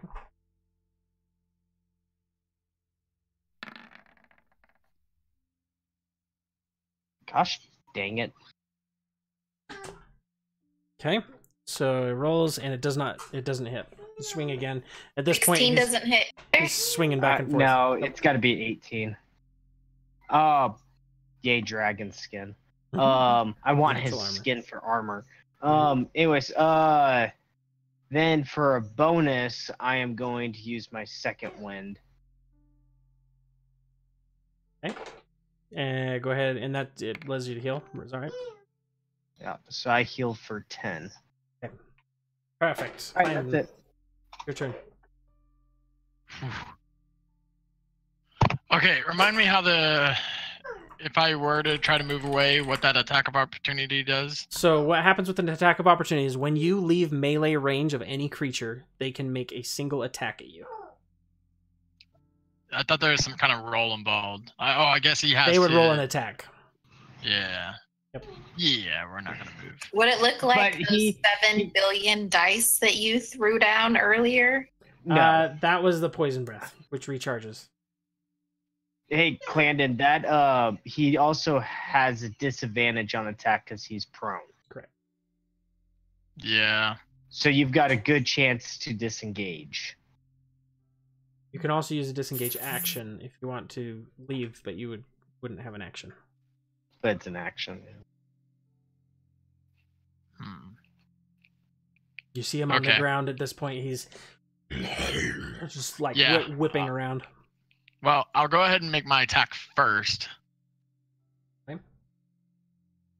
Longbow again.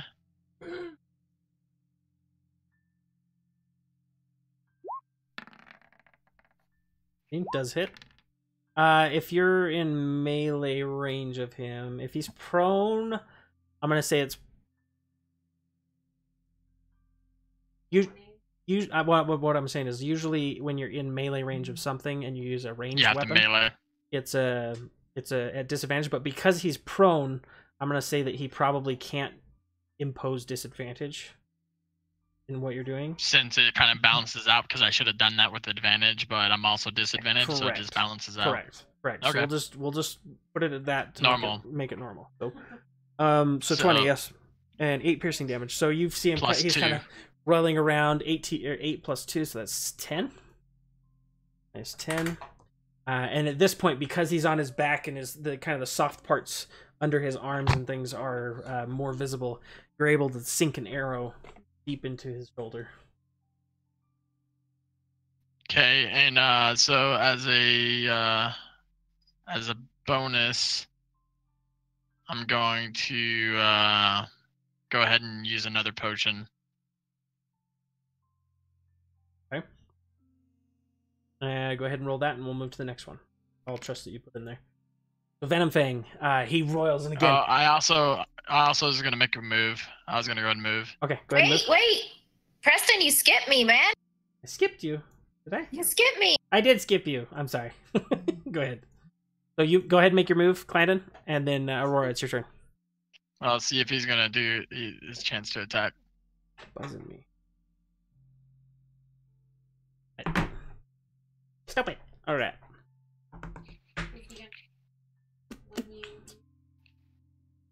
So you moved? Yeah. Okay. So he's gonna make an opportunity attack at you. Gonna try and claw. Does a 22 hit? Yes. That was disadvantaged. You're right. Disadvantage is 17. Still hits. That's 11 slashing damage. No. So as you're doing that, you hit him, and he reacts to this as you're trying to pull back and pull away, and he slashes at you with his claw, gets you straight across the chest. All right. Good thing I took that potion. Yep. And then Benfina, it's your turn. No, my turn. I'm sorry, Aurora. I switched you. I switch you guys all the time. I'm sorry. Okay. It's like when Sophia's in trouble. I'm like, dang it, Penelope! No, whoever you are. I get that from my mom. All right. All right. So I am going to Distance. shoot at him. Okay. Go ahead and roll. Because you're shooting a ranged attack, and he is prone, it's going to be at disadvantage. By the rules, not necessarily because in my mind, that he's a giant dragon, but that's just what the rules are. Even with the sharpshooter, it's at disadvantage. I'm gonna say sharpshooter. If it can overcome 3/4 and half cover, I'd say it probably could do that for prone too. Yeah. So you can shoot him without advantage or disadvantage. Are you going to Shoot do him it normal? Are you? Yeah, if you shoot him normal. Are you going to do it with sharpshooter or? Yeah. Okay, go ahead and do that. From the -5 to hit. But if it hits, it's Okay, +10. and as I shoot it, I'm gonna yell at him. Where is Balasar? Where is a pew? Okay, you shoot, and as he's kind of roiling back and forth, just battering around on the ground, it just misses. And he doesn't reply at this point. He's like a mad dog, frothing and just angry. Can I take a healing potion? Yes. Or is that You haven't taken a bonus action, right? Right. Yeah, you can. That's fine. Go ahead and roll for your bonus. Roland, it's your turn. Benfina, you're next. it's the dragon's turn? It's the dragon's turn. Son of a... Thank you for your patronage. So the dragon, roiling around on the ground, he flips over onto his feet and pulls his wings back, and you guys feel a very strong gust of wind as he starts flying again. He is currently about 15 feet in the air. There we go. A really good healing potion. I know, right? I got 10 out of it. So what he does as he gets Wow. up, That's a perfect roll. as he gets up, and he's as he's trying to get up and get his height on him, he's going to reach out and bite at Dormorlum again, and he's going to claw adjacent to him at Roland and to Azrael. So the first one's going to be Roland. Second one is going to be Azrael. Does a 14 hit Dormorlum? No. Okay, so it misses. He bites and snaps at you, and you duck out of the way. The first one is Azrael, 26. Does that hit? Yeah. 11 slashing damage. So as he comes out, he swings wildly with his claws at you. And tries Welcome to the slash. front lines, buddy. Yeah. Does a 13 hit you, Roland? No. Okay, so he does that, and he bites, and at this point, he uses the rest of his movement, which is roughly about 40, and he's going to fly up into the air above you to kind of survey everything that's going on. Opportunity attacks? Yep. Opportunity attacks from everybody as he leaves your range. Nice. Okay, Dormorlum doesn't hit. I can't hit worth anything. This Roland No. doesn't hit. sucks. Okay, we've got Azrael No. doesn't hit. Oh. You swing, man. and if Dormorlum was any higher, you might have taken his head off. But you're Dragonborn, and so your gait is much I higher. would take your head off, dwarf, if you stood but a little higher. Precisely. Let's see who else is in range. At this point, Tiger Lily. Yep. So Tiger Lily needs to make an attack. 1,000. You can use her bite or claw, whichever you prefer. 19 hits. Go ahead and roll damage. Nice. The Panther's better than we Panther's are. kicking trash. Right? So he comes up and then slashes at him at one last time as she kind of falls off his back and lands onto the ground. Tail flitting around, pounced, ready to go. At this point, Benfina, you see coming into directly into your line of sight and view in front of you. There's a big dragon flying as he flies past. Go ahead and make your opportunity of attack. So that's who gives me an enema. Oh, right. This is an opportunity attack, which are you using your glaive? No. Well, I mean, Crossbow? is he like right in my face? For He's real? flying directly in front of you. He's passing you as he's flying up. So would I be at disadvantage if I use my longbow? He's not that close. Okay, because that's what I already have out. So I need to use that. You can. Your glaive has reach of 5 feet. It's okay. I'm gonna use my crossbow. Okay.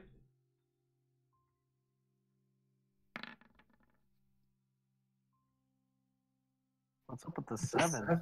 I'm not so good with moving targets. I also need to roll and see if he gets his.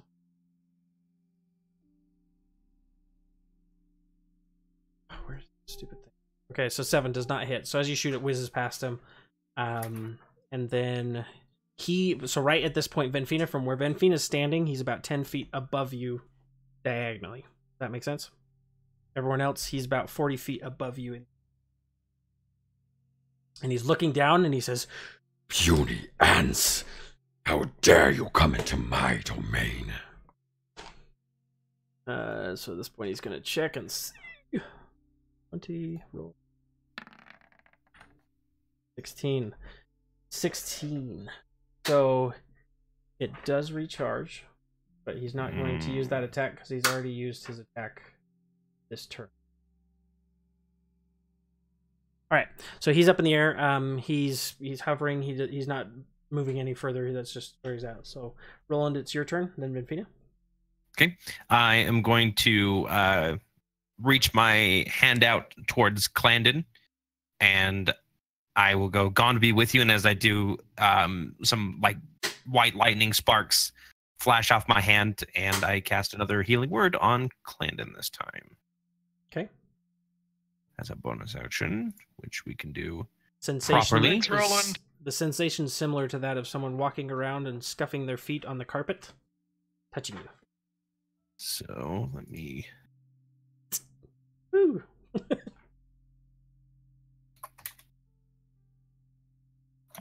It's not much, but there you go. 4 hit points. All out of love, so lost without you. And then that same lightning, I'm going to thrust my hand up into the sky. Okay. And I'm going to say, "Begone, foul creature." And I'm going to cast another spell, which is a cantrip, so I can cast it. And I am casting Sacred Flame. Sacred Flame. So he needs to make a dex save. Okay. Save. What's the save on it? Let me find out, because I think I have 2 different saves. Yeah, I do. He rolled a 3. Don't worry about it. Okay. So he does not make it. What's the effect, damage-wise? So the effect is 1d8 radiant. Okay. Go ahead and roll it. Ooh, nice. Nice. Well done. Be gone indeed. And then he gains no benefit from. Oh wait, no, that's just from the saving throw. Okay. Yeah. Okay, perfect. So at this point, as he's going up, you see this sacred. How does it manifest on him? So it's basically because he's up in the air. I reach my hand up, and this bolt of lightning just comes down from the sky, and basically goes right through him, right into my hand. Perfect. So as you guys see this, you see Roland pull back his shield, and he puts his hand up, and as he does so, you see in a relatively, if you guys recall, the sky, it's been pretty gray and drab. You see this small formation of these clouds, and as this bolt flies through Venom Fang, as he kind of recoils and gets hit from above, looking around trying to see what's going on. And then with my move, I'm going to be moving over this way, because I can go under him without taking an attack, because he's 40 feet up. Yep. Yeah, these are the new cleric powers that my death has granted me. Okay, so Venfina, it's your turn. Azrael, you're next. Is he still hovering in the air? He is 10 feet diagonally in front of you.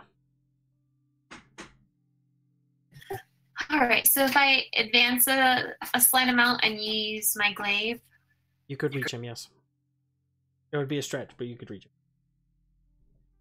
All right, let's see if I do any better.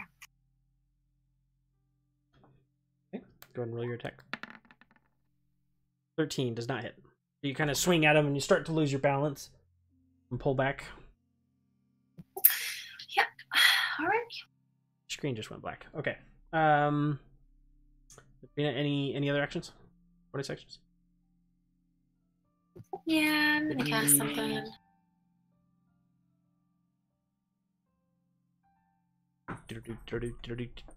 I'm going to cast Shield of Faith on Clandon. Yeah. Has a verbal component, doesn't it? Yeah. What did she say? Did you change the music? Yeah, I changed the music. It's like Mortal Kombat or something. I don't know. It's adventure meme. We could do I Ocean don't know. Voyage. I feel like I'm playing some kind of retro game all of a sudden. Do-do-do-do. Here you go. Not like headbanging, Clandon, like 8-bit bobbing. Okay. We're in the ocean. For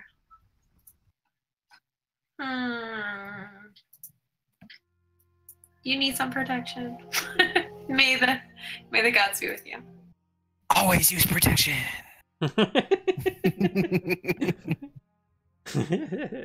Perfect. Okay, Azrael. Then Tiger Lily's on deck. All right. Would it be a bonus action to draw a hand axe? No, I would consider that a free action. Unless you've got like a giant two-handed. No, it's just a hand axe. Yeah, you're fine.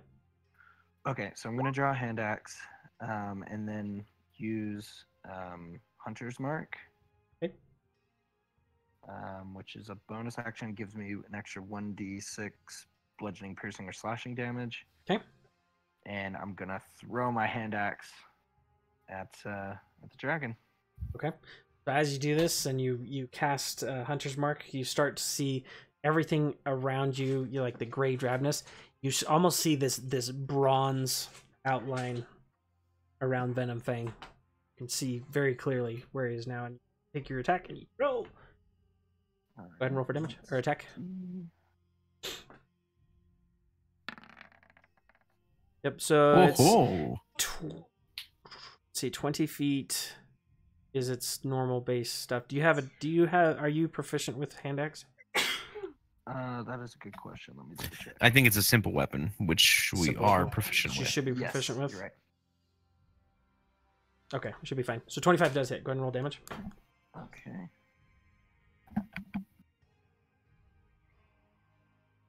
See if it works. Nope, it's still doing that no, little. it's still not working. Okay, what is the damage? 1d6 plus 4. I don't know why it's doing so bizarre. His axe started. 10 damage. Okay. And then add your Hunter's Mark. Yep. Yep. Your other attack, the one you had before is a one-time use, right? The smite. Yeah. Right. That's plus 4 damage. So as you throw it, and you feel, just launch this thing as hard as you can, and as you feel, like as it's kind of flying through there, as it hits right into Venom Fang, right into under his chest, you feel just the glory of battle and the approval of your god shining upon you. Tiger Lily and Dormorlum. Is the door to the building open or closed? It is closed. Okay, so she is going to jump.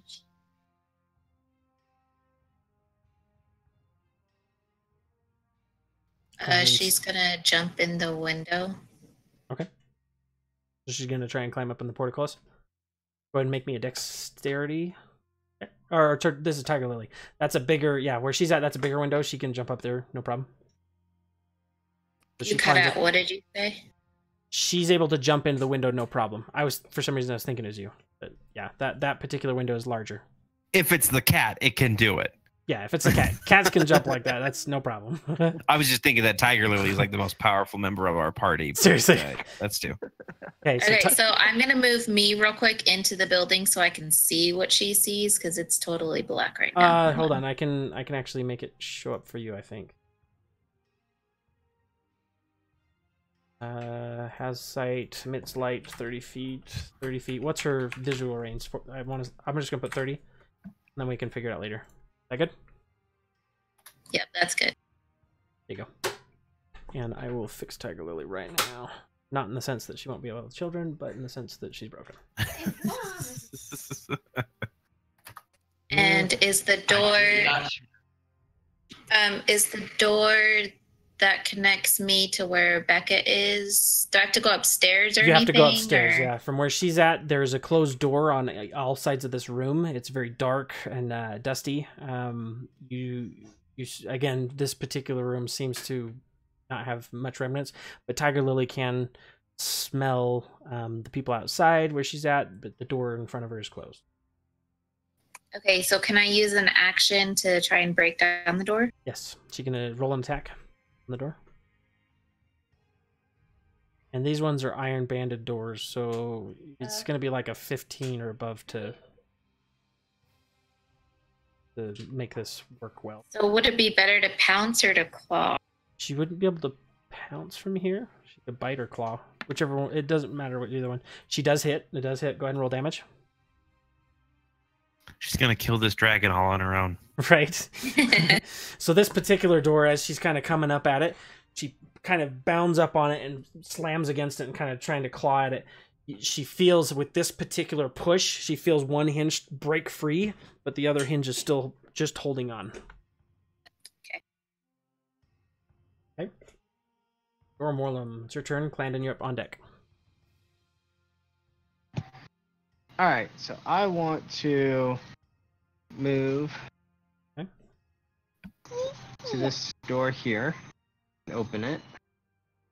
Born. Okay, so you want to go to the door or the window? Inside. Okay, so you're gonna, the door's to the left of that, so you're gonna move, it's about,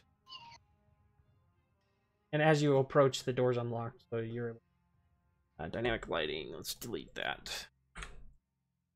The door's open now. Oh, okay. Yeah. There you go. I go there. Okay, so you step in, you see Tiger Lily standing in front of this door, with just recently having pounced on it. Oh, and I close the door behind me. Okay. Door's closed. There we go. Okay. Any other actions? No. Okay. All right. So Dormo, you're in there. Clandon, it's your turn. Aurora, you're on deck. Okay, just in preparation, I'm gonna go ahead and take a little bit more step, just kind of chill under this tree. Hope that you can't see me too well with some little, limb coverage. But from here, I'm going to, let me see real quick.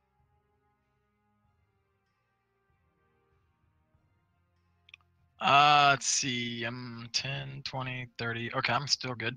All right, I'm gonna also, oh, I'm looking at the wrong one. No, I'm gonna cast Hunter's Mark on him as well. Okay. So you cast Hunter's Mark.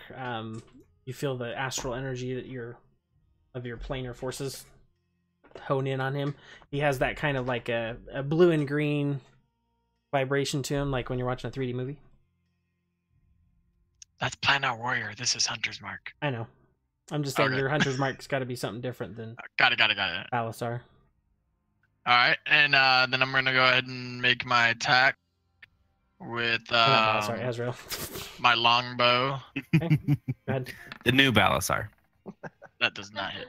Doesn't hit. Yep, you shoot at him and it flies past. He's flapping very angrily. Aurora, it's your turn. Venom Fang on deck. I'm gonna try and shoot him with the sharpshooter. Yeah, no, everybody. You're the only one. Nope, that didn't work. I think. Nope. Yeah, so you shoot. Again, it fires and flies past him. Doesn't quite connect to him. Do you have any bonus actions?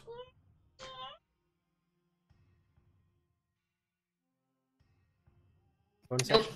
Okay.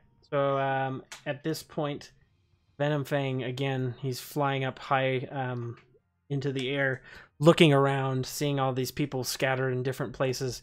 At which point he's going to make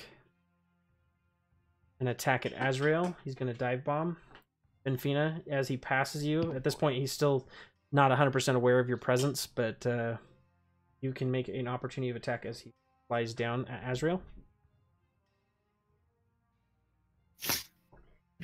All right. This one I'm hoping to feel better about because I need to protect the new guy. All right. I'm going to... I can throw my glaive, can't I? Yes, you can. You just have to retrieve it before using it again. Right. All right. This time I'm going to throw Okay. my glaive. Go ahead and throw it. And as he's dive bombing flying past, you throw it. Go ahead and 13 misses. So you see you throw it, but it's just too late, and it flies past, lands down here by the bend. And I only get an attack of opportunity. I don't get any movement, right? That is correct. Right now it's opportunity of attacks from you. So he lands, and he's like, I will take you to your grave, servant of Bahamut. And he bites at you, Azrael. Where does my glaive land? Just curious. Where that little red square is. 17, does it hit? No, barely misses. Claw. At this point he bites at you. He slashes at you. 14 for his claw attack on the first one. Second one, 17. He's just frantically biting at you, but you're just like sidestepping, almost as if like he is just so bloodlusted with his hatred for Bahamut. Said your rage suits you ill. And then, sidestep him. as he finishes, he takes another deep breath and blows poison. This one. Hold on, Penny. No. Hold on. I'm getting handed like 1,000 wet wipes. I don't know what this is all about. That does not sound pleasant. Right? Seriously. Ain't your daughter's telling you to clean up your act, Preston? Right. I'm trying to remember. Let's see. This is for all the blood. This is for all the blood is about to happen. 6. All right. So it's a saving throw that yep. Make your saving throw. DC 14. Then he's gonna do 12d6. What saving? Wait, who's he shooting the acid at? So the way he's pointing it is he's going to be pointing it this direction. At Azrael. It's gonna go in that window. Dormorlum and Tiger Lily are gonna get hit too. Oh no! The dwarf and the panther. Yeah, and this is like a billowing smoke. So it's not like So he's blowing. I have to do what? Dexterity saving throw. It needs to be 14 or above. If it's anything lower, then they fail their dex save. Oh my goodness. Oh, that's at least an easier breath. Oh no. Oh no. Come on, Tiger Lily. Oh yeah, go Tiger Lily. Tiger Lily. Wait, take the second one. I'll grant advantage because you're inside the building. Oh. But Dora. Morlum. So Tiger Lily takes half damage. Azrael, you take full damage, 39. Wait, what are you shooting him with? He is using his breath attack. Oh, isn't it a con save? Yes, it's a Constitution save of 14. Oh, not a dex? Oh. Yep. So you fail, so it's a full 39 points of damage to Dormolum. Let's see, half of that's going to be 20. Dang it. Wow. Closer. Azrael? Even with advantage. Ow. 19.5, that's roughly 20, yeah. So just 20 for... I'm in 30 feet of him, I think. Not far. Yeah, she's am I technically... I mean, I'm like up 30 stories. You're higher. And so when he's blowing it forward in a cone, and it's going to that window. I just was wondering if I could cast protection. You have to be what's your range? Adjacent. Because I think, if you have to be within 5 feet. I mean, like, I'm within, but not. It's a reaction. Yeah, you have to be within 5 feet. You have to be within arm's reach of them to cast it. Okay. So yeah, I'm down. Okay, so Azrael, you guys see this as he, and you hear him. Roland, it's your turn.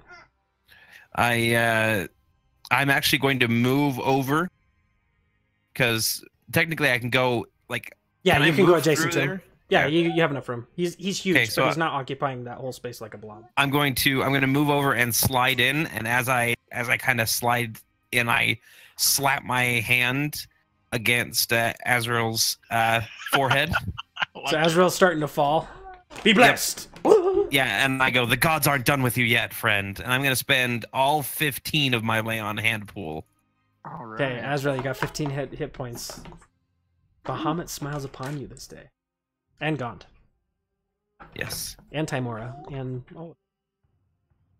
And then for good measure, I'm going to turn around towards him, and then I'm going to say, "And the gods are done with you" to the dragon, and that's Okay. going to be my last healing word to myself. Okay. And that's my last spell slot, unfortunately, guys. Okay, Vanfina, is you.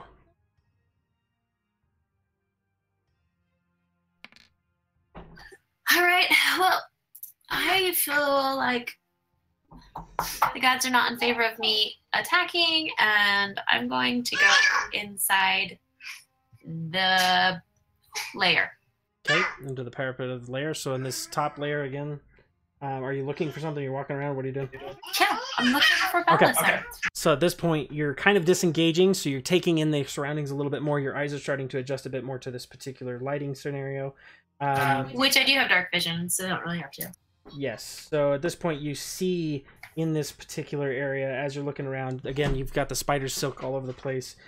You've got a body of a shriveled up and sucked traveler, but it's not the size of a dragonborn. It seems like that was probably the last meal of these spiders before they were evicted. And it looked to have been maybe a male elf, possibly. It wears some studded leather armor, and it has a short sword in the scabbard on its hip. You can continue. Go ahead and roll me a perception check, if you can find anything else in the room. With advantage or not? Just normal. Don't you have advantage anyways, Becca? You do. I want to say you have an advantage, yeah, because of your. I mean, I have 9 additional points to it, so. Yeah, so 27. So you're continuing to look around. You see scuffles, and you found the tabard that was once kind of around Venomfang's leg, laying there on the floor. But you do not see Belisar in this room. Oh, You see the cloth that was on his arm, and you recognize this definitively as Belisar. Go on! Where is he? He's gone. Okay. All right. So in a 6-second search, that's about as far as you get in the 6 seconds. You can continue on your next turn. Okay. Okay. Azrael, it's your turn. Tiger Lily's next. Okay. That's me already. Mhm. I'm just gonna run inside Okay, go ahead and run inside. because I don't have. Yeah. I'm just gonna go in. Venomfang is going to. Okay, see you later. Okay, bye. He's gonna go ahead and claw at you, and he says, No, you don't. Get back here. I'm actually using my flying. reaction for this to cast protection. "Go ahead." No, he's not flying anymore. He's on the ground now. Oh, He's I on the saw ground. the flying symbol. Oh, Sorry. I he's thought he on the was ground. still flying. No, he dropped to the ground to attack Belisar. Yep. Not Belisar. Not Belisar. You're doing it too, Azrael. New Belisar. Can I? Sorry, I was thinking he was flying. Can I have just used my action to disengage and run away? That's totally fine. Yep, Okay. that's totally fine. Okay, So- bye. Okay, yeah, peace. No, and you just hear him bellowing after you. Well, No, you You're welcome don't. for the heals. I'll So- repay you. So I heal Azrael, and he leaves, He books and I it. just like look up at the dragon. I go, "Can we talk about this?" Tiger Lily, go ahead and make your first death saving throw. Anything below a 10 is a failure. Anything above is a success. And then Dora Morlum, go ahead and Remind me again which one I'm doing for death saving throw. just D20. Yeah, just roll a d20. Succeeds. Good. Okay, so mark down she did one. She has 1 success. Go ahead and Dora Morlum, it is your turn. Planted your own deck. Aurora after that. All right, I go through this door, or open this door and see what's there. All right. You go ahead, and when you open that particular door, the doors on I this. just open it. As you push this door open, it's this door is like more caked in rust. It doesn't seem like it's been opened very much or very often. And as you're kind of forcing it out and you're pushing it through, there's a bunch of reeds and just really long grass on the other side. So as you push it out, it's kind of some resistance, but you open it up to a just an area in the backyard, some more thickets, more grass, nothing back there that you can see as far as other than vegetation. I go to this door, open it. Okay, so the door is slightly off its hinges, and Tiger Lily's about to pounce, or she was pouncing on. You're able to jiggle the door handle and just swing it open. Okay. It's off on one hinge, so as it comes out of the door frame, it. And in Tiger Lily's mind, she wishes she has hands. Right? Opposable thumbs. Who would have thought? All right. No, I guess that's all I it's can do Tiger Lily. there. Okay. Yep. So that would be your action. So you pull into the bottom floor of this room, and you see darkness in front of you. And on your next turn, if you like, you can do your investigation. Landon, it's your turn, and then Aurora. All right, Clandon, take this thing down. here it goes. Yeah, it's going down. Going down, down. Okay. Sugar, we're going down, swinging. So I'm gonna go ahead and make my attack. Okay. Longbow. Complex, cock it and pull it. And after I know Aurora's, the whole song word for word. after Aurora's, we're gonna take like Like a one of the 3 best second ever. pee break because Preston drank that Mountain Dew way too fast.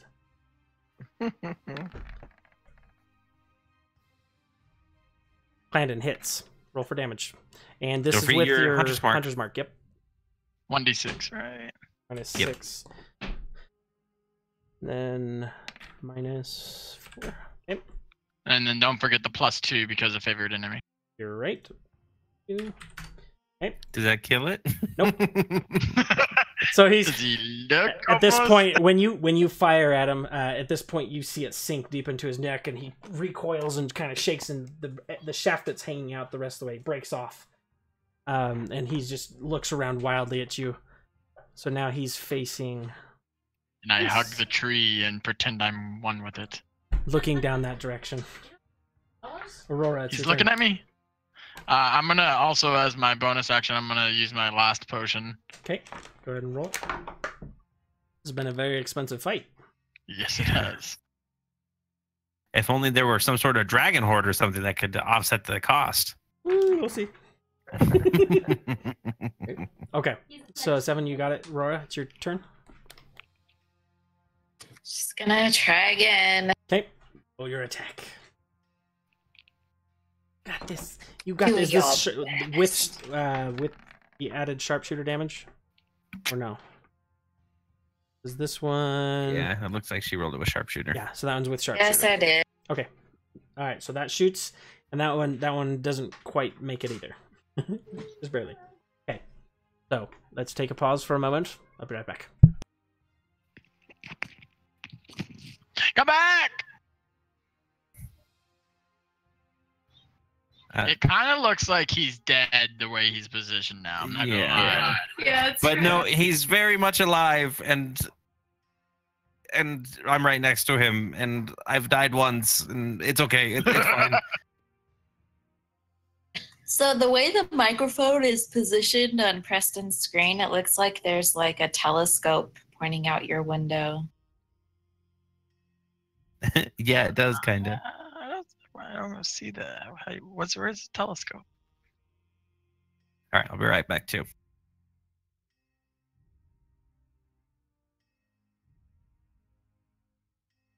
Dang, those were like 30 gold piece each. Those potions, right? Yeah, that was a good deal too. Oh my goodness. It's all right. We're This not thing won't- dead. This thing won't die. When do we roll hit die? Is that Becca, when why don't you sneak over there and see how much more Hit- dragon hit die is left during- on it? Hit died. Well, it's got a lot of hit points. Because I know I've dealt it. It's got at least 100 plus. It's a dragon. Even a baby dragon will have a lot of hit. Okay, I'm back. Yeah, they have a lot of health. All right, so Aurora went, and then Benefang, he's gonna be looking around and at Roland, and looking around. Right now he's looking at Clandon. He is going to. I think he's gonna go ahead and One with the tree. he is gonna start bounding towards you. Roland, make your opportunity of attack, please. Oh. Is it bad that it gives me pleasure when it's Not at all. Hey, don't forget I have that shield on you.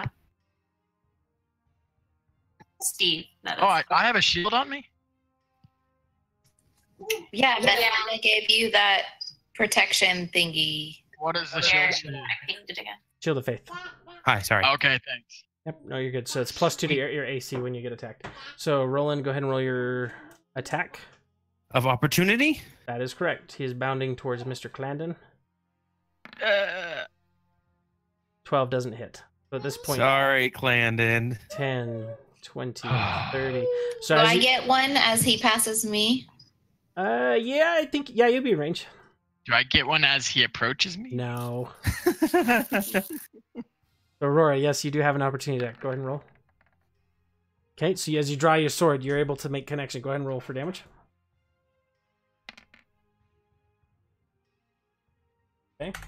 And he runs past. At this point, he's just as he's clawing through the ground. You see dirt flying up behind him as he's going, and he comes up on Clandon. And as he does, he rears his head back, and you hear Hey, this buddy. just bellow as he comes down, bites. Ah.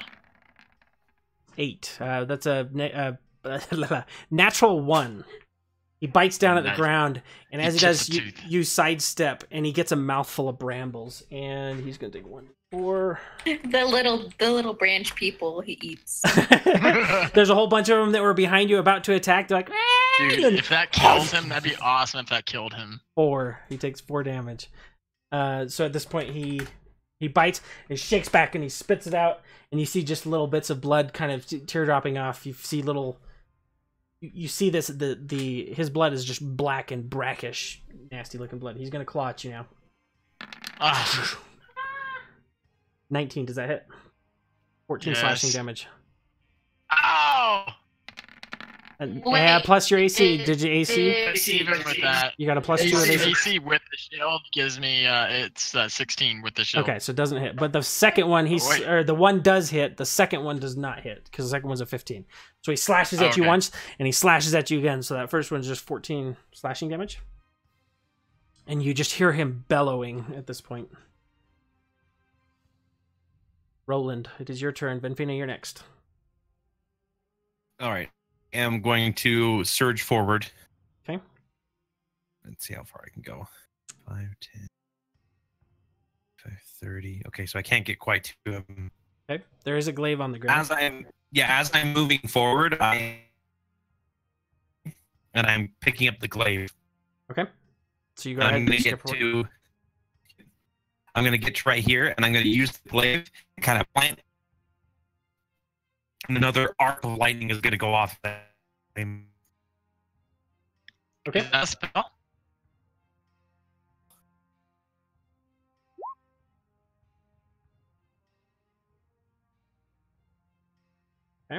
All right, Dex throw. Dexterity. There we go. Weapon. He does not make his. He does not make it. Good roll damage. Right. Nice. And I shout, "Heather!" okay, so as this attack happens, you feel again as the power of not power of Gond comes into where you're at, and you feel the as this lightning blast flies from the spear or the glaive and hit them for 4 damage. 4. Come on. Here we go. Perfect. Any other actions? Yeah, I just shout, "Hey, over!" And I so, hit the lightning. so he And if he wa- turn, does he, it? he does turn and he faces you. Clandon, you just give him duck the as his tail goes over your head. I'm going to say, "Not harm my friends any longer," and then I give him the finger. Perfect. Benfina, it's your turn. Azrael, you're next. All right.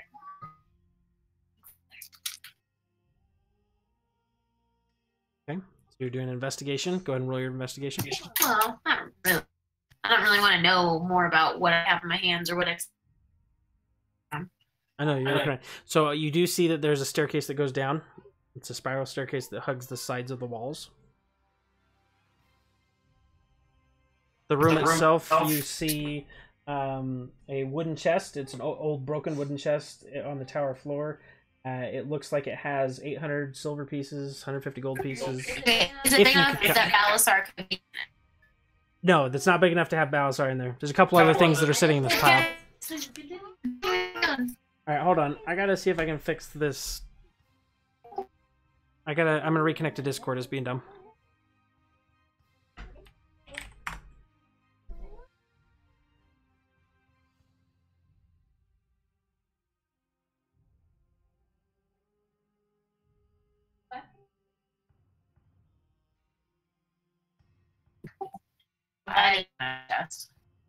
And so is Fifina on the same level as I No, am? she is not. She's up on the 3rd level. You're on the 1st level. Level or am I on the level? Is the roof considered the 3rd level? Yes. This is so the 3rd level you're at. The roof had been caved in from where this dragon had bludgeoned its way into the tower and created as its nest. It's where it takes off and flies its coop. Okay. I'm good. Okay. In this room, this specific room, you do not see Balasar, but you do see a stairway. Alright. I'm headed for the stairs. Okay, so you go ahead and walk down the stairs, and go ahead and you're going. If you're doing an investigation check, this will be your action. Go ahead and roll your investigation as you come down the stairs. This particular room gets a little dark because there's not. I mean, I'm not really looking for investigating. I'm just looking for what I can see. So, investigation or Perception. You get investigation. I would just put it, investigation. Okay, 16. So you're looking around, and in this particular room, you see kind of a disfigured heap corner. And then that'll be in the end of your turn. You'll get more. Okay. Azrael.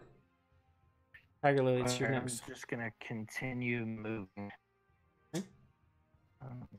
If I can go. Bob and weave, bob and weave.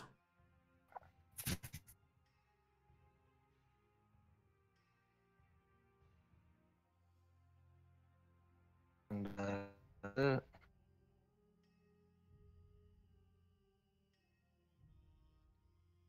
Okay, so you move up and you enter this room. Do you have you both have dark vision, right? You and Dora Morland? No, I don't think Dragonborns do. So you enter this room and it's very dark. Any character down doesn't have dark vision by Yeah. default. by default, yeah. So as you walk in, it's kind of dark.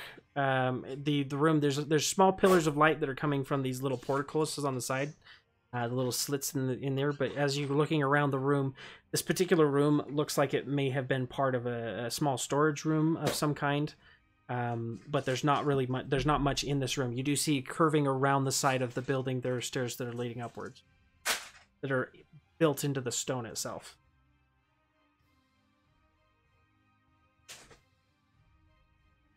All right.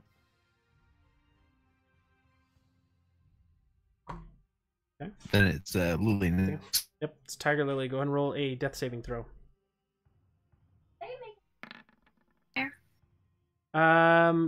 You probably would have heard the door open. Right, like does this cast? It would be pretty echoey. Yeah, this is flagstone. There's not a whole lot in these rooms to stop the echoes from reverberating. So Tiger Lily, that is a failed. So it's 1 success, 1 failure. And remember, on the 3rd failure or the third success, she's stabilized. 3rd failure, she's dead. Dora Morlum, it is your turn. Clandon, you're next. So who's this in here with me with the yellow shield? That's you and Azrael. It's Azrael. Azrael is the And- guy who accosted you. You said he had been in there? It broke up on me. One more time. There wasn't anything of work No, in this area? this particular room, you see like 1 or 2 crates. It seems like it was an old storeroom, but there's nothing like glittering in this. Alright. Did she move down to the 2nd floor or is she still up on She the is 3rd on floor? the 2nd floor. She's halfway down the steps to the 2nd floor when she had stopped. Okay.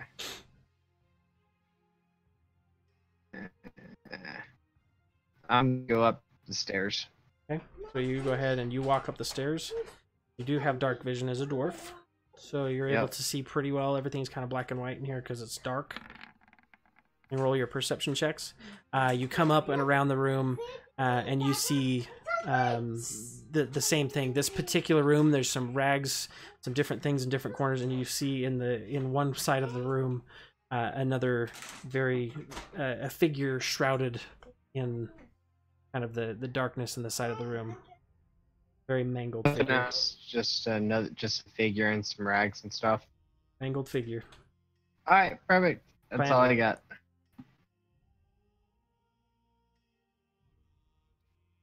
Clandon, then Aurora. All right. So, okay. So, bound at me, you know, the adrenaline, the energy is just really, you know, me. I'm all of a sudden I get kind of this third wind, unknown, but now becoming more and more familiar to enter my body, where it activates. Yep. I draw back my bow one more time to strike at Mr. Venom Thing. Okay. So as you're drawing back, you feel again that pulse, that feeling of the natural energy around you, and you feel that sigil, one of the sigils on your back, unlock as this power pours into you. It does hit. Go ahead and roll for damage, and don't forget your damage for favorite enemy. That was terrible.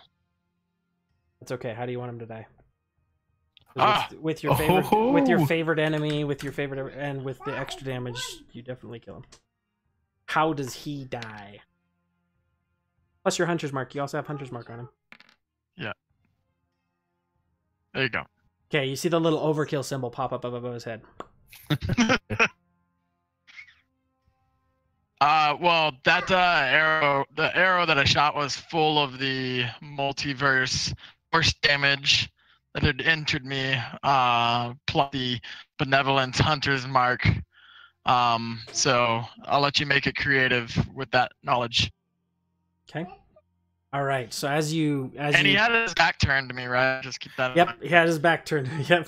So as you pull back, and you just have this moment of clarity, you let your breath out, wait for a moment, and then you just feel this coursing energy that's very similar to the Bifrost, and if you've in the Thor movies, where it's just got this glittering, just crazy rainbow effect to it, and you let loose the arrow, and as it enters 10,000 years of pain through its rear end, it just disappears, and you're like, all right, cool, that was kind of gross, where'd my arrow go?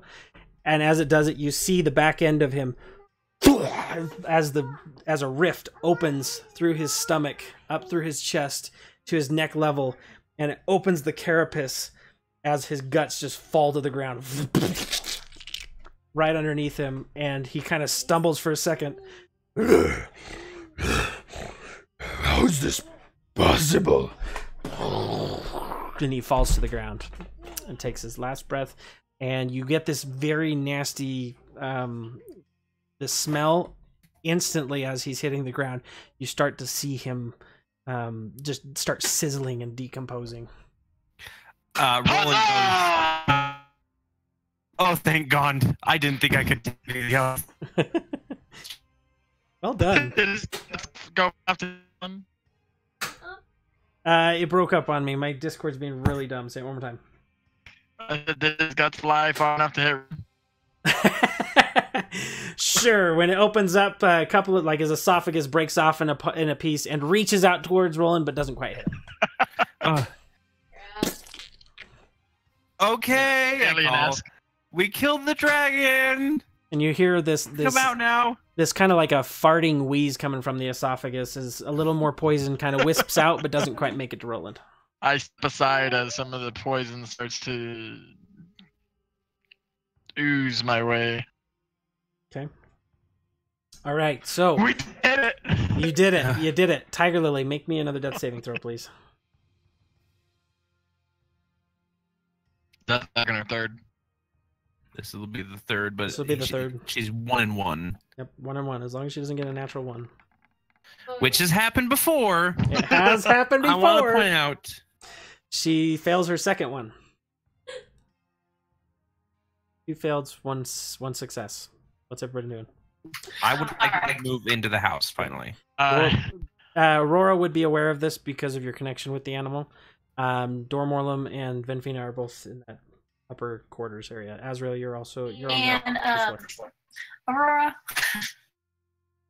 When we get to a place about after something, like you letting us know that she's dying. Somehow. Some kind of signal? Like some kind of signal or just shouting. I don't know. Poor Tiger Lily. She's the strongest one of everyone. She's really the one that's carrying it. She's like that silent, strong, silent savior type. Can I run back and do lay on hands? Yes, you may. Okay. I want to do. What kind of check can I do? I wanted to see if, I'm mine's down on the ground. I want to see if there's anything to. From its carapace. So looking at it. So first, Azrael, you go ahead and do your lay on hands. How many points are you using out of your pool? Okay, so Tiger Lily now has 10 hit points. So that's been resolved. Clandon, you are now looking. Go ahead and do a This is going to be a survival check. You're talking about wanting to see what's salvageable. Is that what you're saying? Yeah. Okay, go ahead and do a survival check. This would be like similar to skinning a rabbit or other things to make pelts. All right. So I looked up favorite enemy, and it says that I get advantage on wisdom, perception, insight. Would that count? Sure. And it's on a survival. I don't think survival. Well, was it survival's wisdom? Yes, it does. It does. Yep, it does in there. So survival with advantage. 14. So you see in here, as you're looking at the dragon itself, you see that the places underneath are pretty battered from this just ruthless rip through its stomach. But there are parts of this you probably salvaged from the actual pelt or the scales of the animal. If you prepared it quick enough, you do see that all the places that are near the innards and the brackish blood that is spilled out on this, those parts are quickly disintegrating. They're burning from this poisonous, acrid nastiness. So if you're going to do it, you'd have to move quickly. You see that you could his claws are still intact, his head, his teeth, those sort of things. If you wanted to attempt to carve these, this is a very, very large animal. It would take some time, but if you chose and acted quickly, you could probably salvage some pieces from these. Definitely want to do that. Okay, which places? I'm definitely want to start with his what do you call it? Or skin, whatever. His skin, okay. So you're gonna try and get some of his hide. You can go ahead and do that, and I'll allow one other area. So if you start with the skin, you're able to get, let's say, this cut off basically his side. From like the side up to his spine area, you're able to cut out this large chunk of it that would roughly be about 6 feet long by about 9 feet wide, if you will, off this animal. And its weight, I don't know, it's going to be heavy like leather. If you're carrying something that big, it's going to probably be 30-40 pounds. 30. What other area you're trying to salvage? So you said where is the claws and what else? You have the claws, the teeth, the skin, the head, if you want to try and carry the head. But it is, again, these are large creatures, so. Do I have any idea, any sense of what?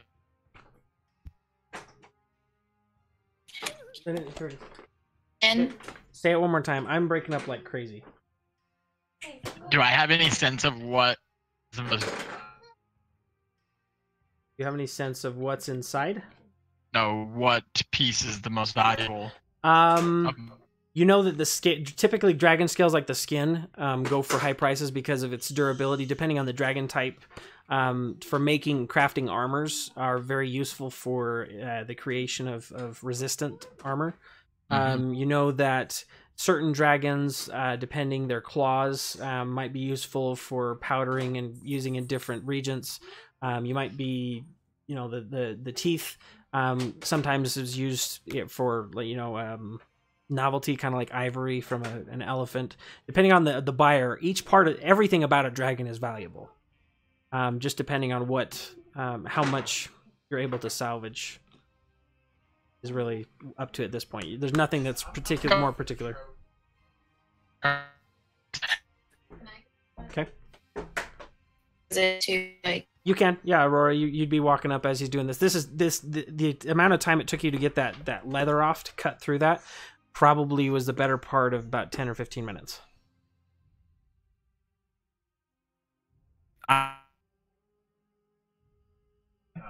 Hurt. I have no magic left, and see how everybody else is doing. Okay, the giant spider comes alive, but yeah, I'm just kidding. Roland's dead again. So yeah, you go inside, no problems, no problems. Aurora, you walk past Venfina's glaive standing in the dirt, and you approach. Get on my way back. Okay. And for everybody who shot arrows, you should be able to get all of them back. None of them shattered that I can remember. So. Even my last one. How big of a? How much skin did I get, Preston? So for the skin, as you're carving off, since he's got kind of the large part of the breast area, you're probably able to get up on its neck where it hasn't been completely just eviscerated. And then from that piece, you probably get a 4-foot length. Go ahead and roll me a survival check, and I'll tell you based on that how much you're able to grab out of it. It's just a standard DC. 21, perfect. Yep, you're able to. You're very easily able to pull it all the way up from its jaw down to like the midsection of its neck. It's a longer piece rather than a wider piece. It's probably 4 feet wide by about 8 feet long. Weight wise, this one's a little bit less than Clandon's dimensionally, so it's currently about 30 pounds.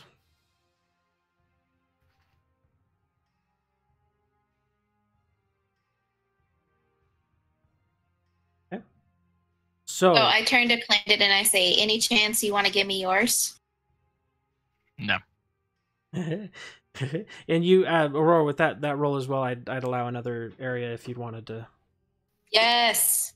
Peel something else off. You would have just come in as Clandon was like ripping off these other pieces and then destroying places that you could have gotten cool stuff, but as far as the leather, but he's already kind of went head deep into it. So what other teeth, claws? Anyone? And we're gonna switch back to everybody in the building after this. No more skin. You can get more skin if you'd like. Yes. So more skin. Let's say of the pieces, you're able to kind of get a pretty good sizable piece off the wings and the carapace from that particular portion. It's not as armored as other things, but it is still valuable. And out of that stretch of its wings, you're probably going to get another 6x6 patch that's useful, other than the stuff that's battle torn or kind of destroyed from the battle. And that one, the wing's going to be a little bit less heavy, so 6x6. Let's say that's about 20 pounds. How much does his head weigh? In these guys, his head is probably the size of your torso. So I would imagine it's probably going to be 50 or 60 pounds.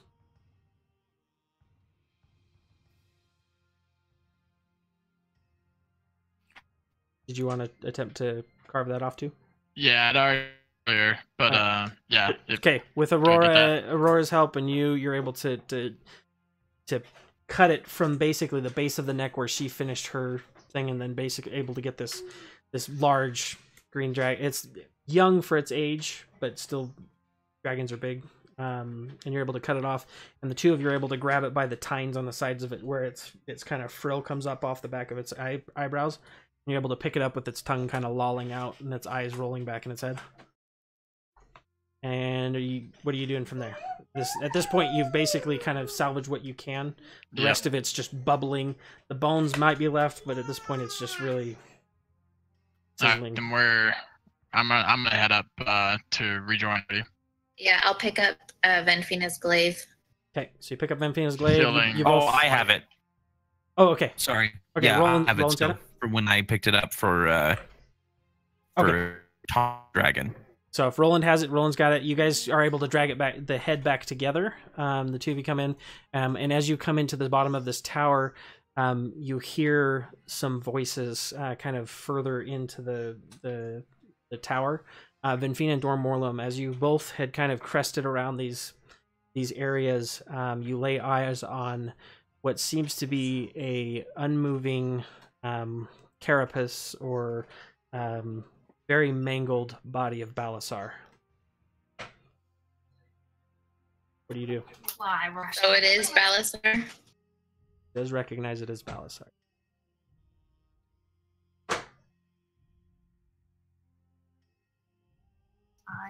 I rushed on over to him. Okay. Dormorlum, what do you do? I'd look around and see what else is around. This particular floor, you see rags. This seems to be a place of Oh holding. yeah. Some chains in some places. Your best guesstimation is that this is kind of a place where a dragon or its followers might keep its proverbial pets. Down on the ground, resting.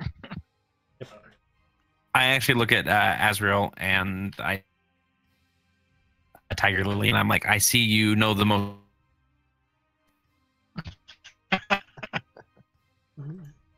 She fought well.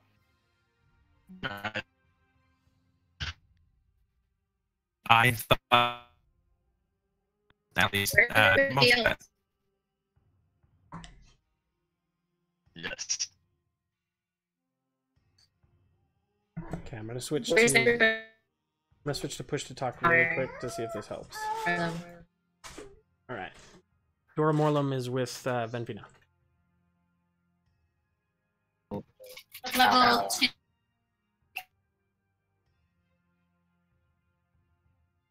To the body as well. And Is he breathing? Is he alive? no, is he? That was a Preston question. Okay, do a medicine check, both of you.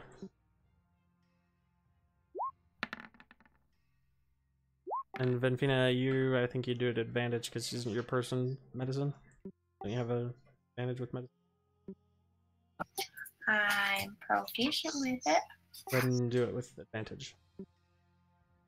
So roll a second time. Okay, so you're a little bit shaken by this image. As you walk up, Dora Morlum, you see one of Balasar's arms is just completely dismembered. It's not there. He normally has that very red blush color to his face, and right now it is devoid of any of that color. It's very just drab. You see on his body where normally you wouldn't see Dragonborn's veins, but you're able to see these black spider-like veins that come up on both sides of his face that stretch across his chest.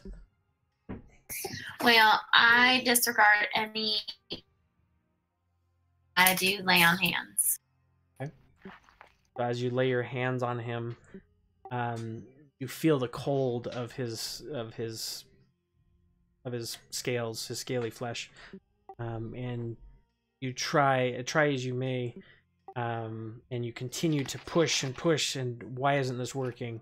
But you don't feel that normal feeling of where your deity kind of channels that power through you. All right. Well, then I rush to Roland. Okay. He's downstairs. But you going down? Yep. Leaning against the door right now, just kind of trying to recover. My eyes are kind of drooping a little bit. Okay. Did I find him? So I pretty much just stand there for a little bit and just pay my respects to Balasar, because I did like the guy. And he did deserve to die in battle and not like this. And then I search sort of memento that I can take from him. Like if it had any kind of medallion thing in particular that might be carry around with. So searching, you do find. Go ahead and do a perception check. Yeah. There you go. Investigation, perfect. 13. So as you're kind of looking through, being a barbarian, typically they don't carry a whole lot on them, but you do see a leather cord that goes around his neck, and a symbol that you recognize to be the same symbol that Israel has on his shield, and it's very uncharacteristic for him to have any kind of jewelry, but this particular medallion. I take that from him and I put it around. Okay. You go ahead and do that. Door-looting bodies again. Benfina. Not here to stop me. Benfina's with Roland. What's everyone else doing? Oh, Roland, what new cleric abilities have you? Aren't you a cleric now? Yes, I mean I have gone more pious in my worship of God lately. What are you on? I found Balasar. Yeah, I mean, but I just don't. I can't do anything more for him. Is there anything? I'm pretty drained, but maybe Gond can help, and I'm going to go ahead and hand her the glaive as I'm passing by to go up. And I will heal you. And I wave her. I say, heal her. Heal who? Sorry. Okay. It cut out. What did you say? Everybody else first. I'll be fine. Business now, just moving on through. Okay. Well, I'm gonna disregard that and follow you up anyways, because I think you might need some help. Right. You guys get up to the top of the stairs. Tiger Lily, Ezreal, Clandon. You guys sticking in there? Well then, Ezreal, you I can't do anything that's for. Okay. Ezreal, you come so up. I'm going to. Oh, sorry, go on. I was just gonna say, Azrael, you come up, and how do you react to Balasar? Disappointed. I didn't really know Balasar. I was mainly doing a favor for my father, so I'm disappointed that I have to bear bad news. Okay. Go ahead, roll. Up there, and first I'm going to do a medicine check. I want to see is any sign of life. Okay, go ahead, roll. No, you don't feel pulse. Very cold. He doesn't seem to have taken on the effects that you would normally see in like rigor mortis, so it doesn't seem like it's been that long dead. But you do also notice these uncharacteristic black, veiny, bulging type just striations throughout his face and through his neck, all the way across his chest, all around through his abdomen, emanating from what seems to be in his chest area. And I can't tell what that is. Do a... It broke up. Say again. Can anybody? Is anyone here proficient with Arcana? Yes. Not so Arcana, not religious Arcana. What's that called? So Clandon, you are? Arcana. Dora Morlum, I think, is as well, because he's an Eldritch Knight. Listen, I told you With Arcana, there's a difference between. You're really All right, fine. If you're, Wait, what does it mean to be proficient? Actually, like You check mark. okay. Yeah, I'm not proficient in religion, but Which is Aw, unusual. for a paladin, but Yeah, that works. You know what? Okay, go ahead, and anyone who is proficient with Arcana, go ahead and roll me an Arcana check, please. And Sorry, if- I did that with advantage. That's okay. I'll take the one on the left. It's fine. So Venfina and Clandon, you recognize this as not being necessarily something natural. This is not something that would be Clandon. You having insight into dragons, they don't typically resort to magic. It's something that's not necessarily outside of their realm of possibilities, but it is not something that they typically do. This is very characteristic of more a different kind of magic. And roll a history check for me, Roland, real quick, and I'll see if you remember this as well. okay. All right, let's see here. Venfina probably wouldn't as much, but they would as well. Okay, so Clandon and Roland, you guys remember as you were fighting in the tower, a lot of the tower before when you met the Red Wizard of Thay, you recognize this same kind of pattern from these zombies that he employed. And as you're kind of coming to this realization, you feel this, and you see this green light emanate from Balasar's chest. Again. Mm. And as it grows stronger, you see this green energy flow through these blackest black veins. And you see his eyes open into these hollow, dark eyes with a green glow from behind them. And you hear an eerie laugh in the background. And that's where we're going to leave it for tonight. That's that. No. Well done. Well done, Good job, sir. guys. Okay, so let's get to experience really quick. 2,000 experience each. Give me How'd you know it was 2,000? Okay. Kill the 333 experience points per person. Plus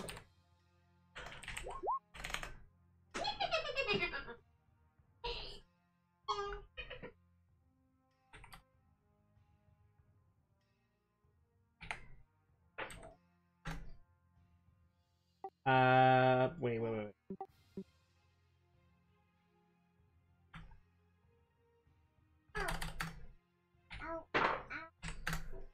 Another 317 per person. And that is for not only fighting the dragon, but actually slaying it before it decided to turn tail. So, great job. As for the spoils, as you guys were kind of in this little area, the cottage, it basically just had there was little bit of dusty furniture in here. There's some webbing, nothing really of value. The tower itself, as you guys are going through it, as Venfina knew, this is something to note for next time, so if you guys want to write this down, you can remind me to have you go loot it later. Up at the top of the staircase, there is an old wooden chest. It's broken open. It has 800 silver pieces, 150 gold pieces, 4 silver goblets with moonstones. And if you want to put page... You've got to slower. Okay, here, I'll write it down. Well, we haven't yet discovered it, so. Yeah, so give me the page number and I'll put it down in my notes so that we can loot it. Okay, there you go. Page 33. Page 33 and just drag it there. So that stuff, you guys can go and get that next time. Make sure there's nothing else that you guys have tripped over. Yeah, that's pretty much it from here. But good job, guys. You guys survived your first dragon encounter. Granted, he was a baby dragon, but that was cool. Technically, that's my first draft. Oh. Yeah! Awesome. Man, that thing had total did that thing have? 136, and it has 18 armor, natural armor. As a Jeez. young baby dragon. I don't want to face an adult. Well, Holy correction. This cow. is a young dragon, not a baby dragon. There's a difference. But yes, Goodness. they're pretty nasty. So great job, guys. You guys are Almost able to do died that. twice. There's no prologue. That's pretty much everything. So, when do we want to meet next? And if you would like, Azrael, we would love to have you along for one more. since you're still technically, I don't just evaporate you from the story. Yeah. So we've got one more thing that you'd be able to participate in if you're interested. So when is the next time that everybody's able to play? 25th? Okay, 26th. We're gonna be out of town too. 27th. First and the second. We don't get back Until until the 28th. the 28th. The 28th. I'm okay with the first. I don't got anything going on. First. On the first. I will be. We might be in California that whole week, Arizona. but Roleplay my character for me. Right. I don't want to go too far. What about the 8th? Because we might be in Arizona for like, how long are you staying, Becca? I want to stay a month.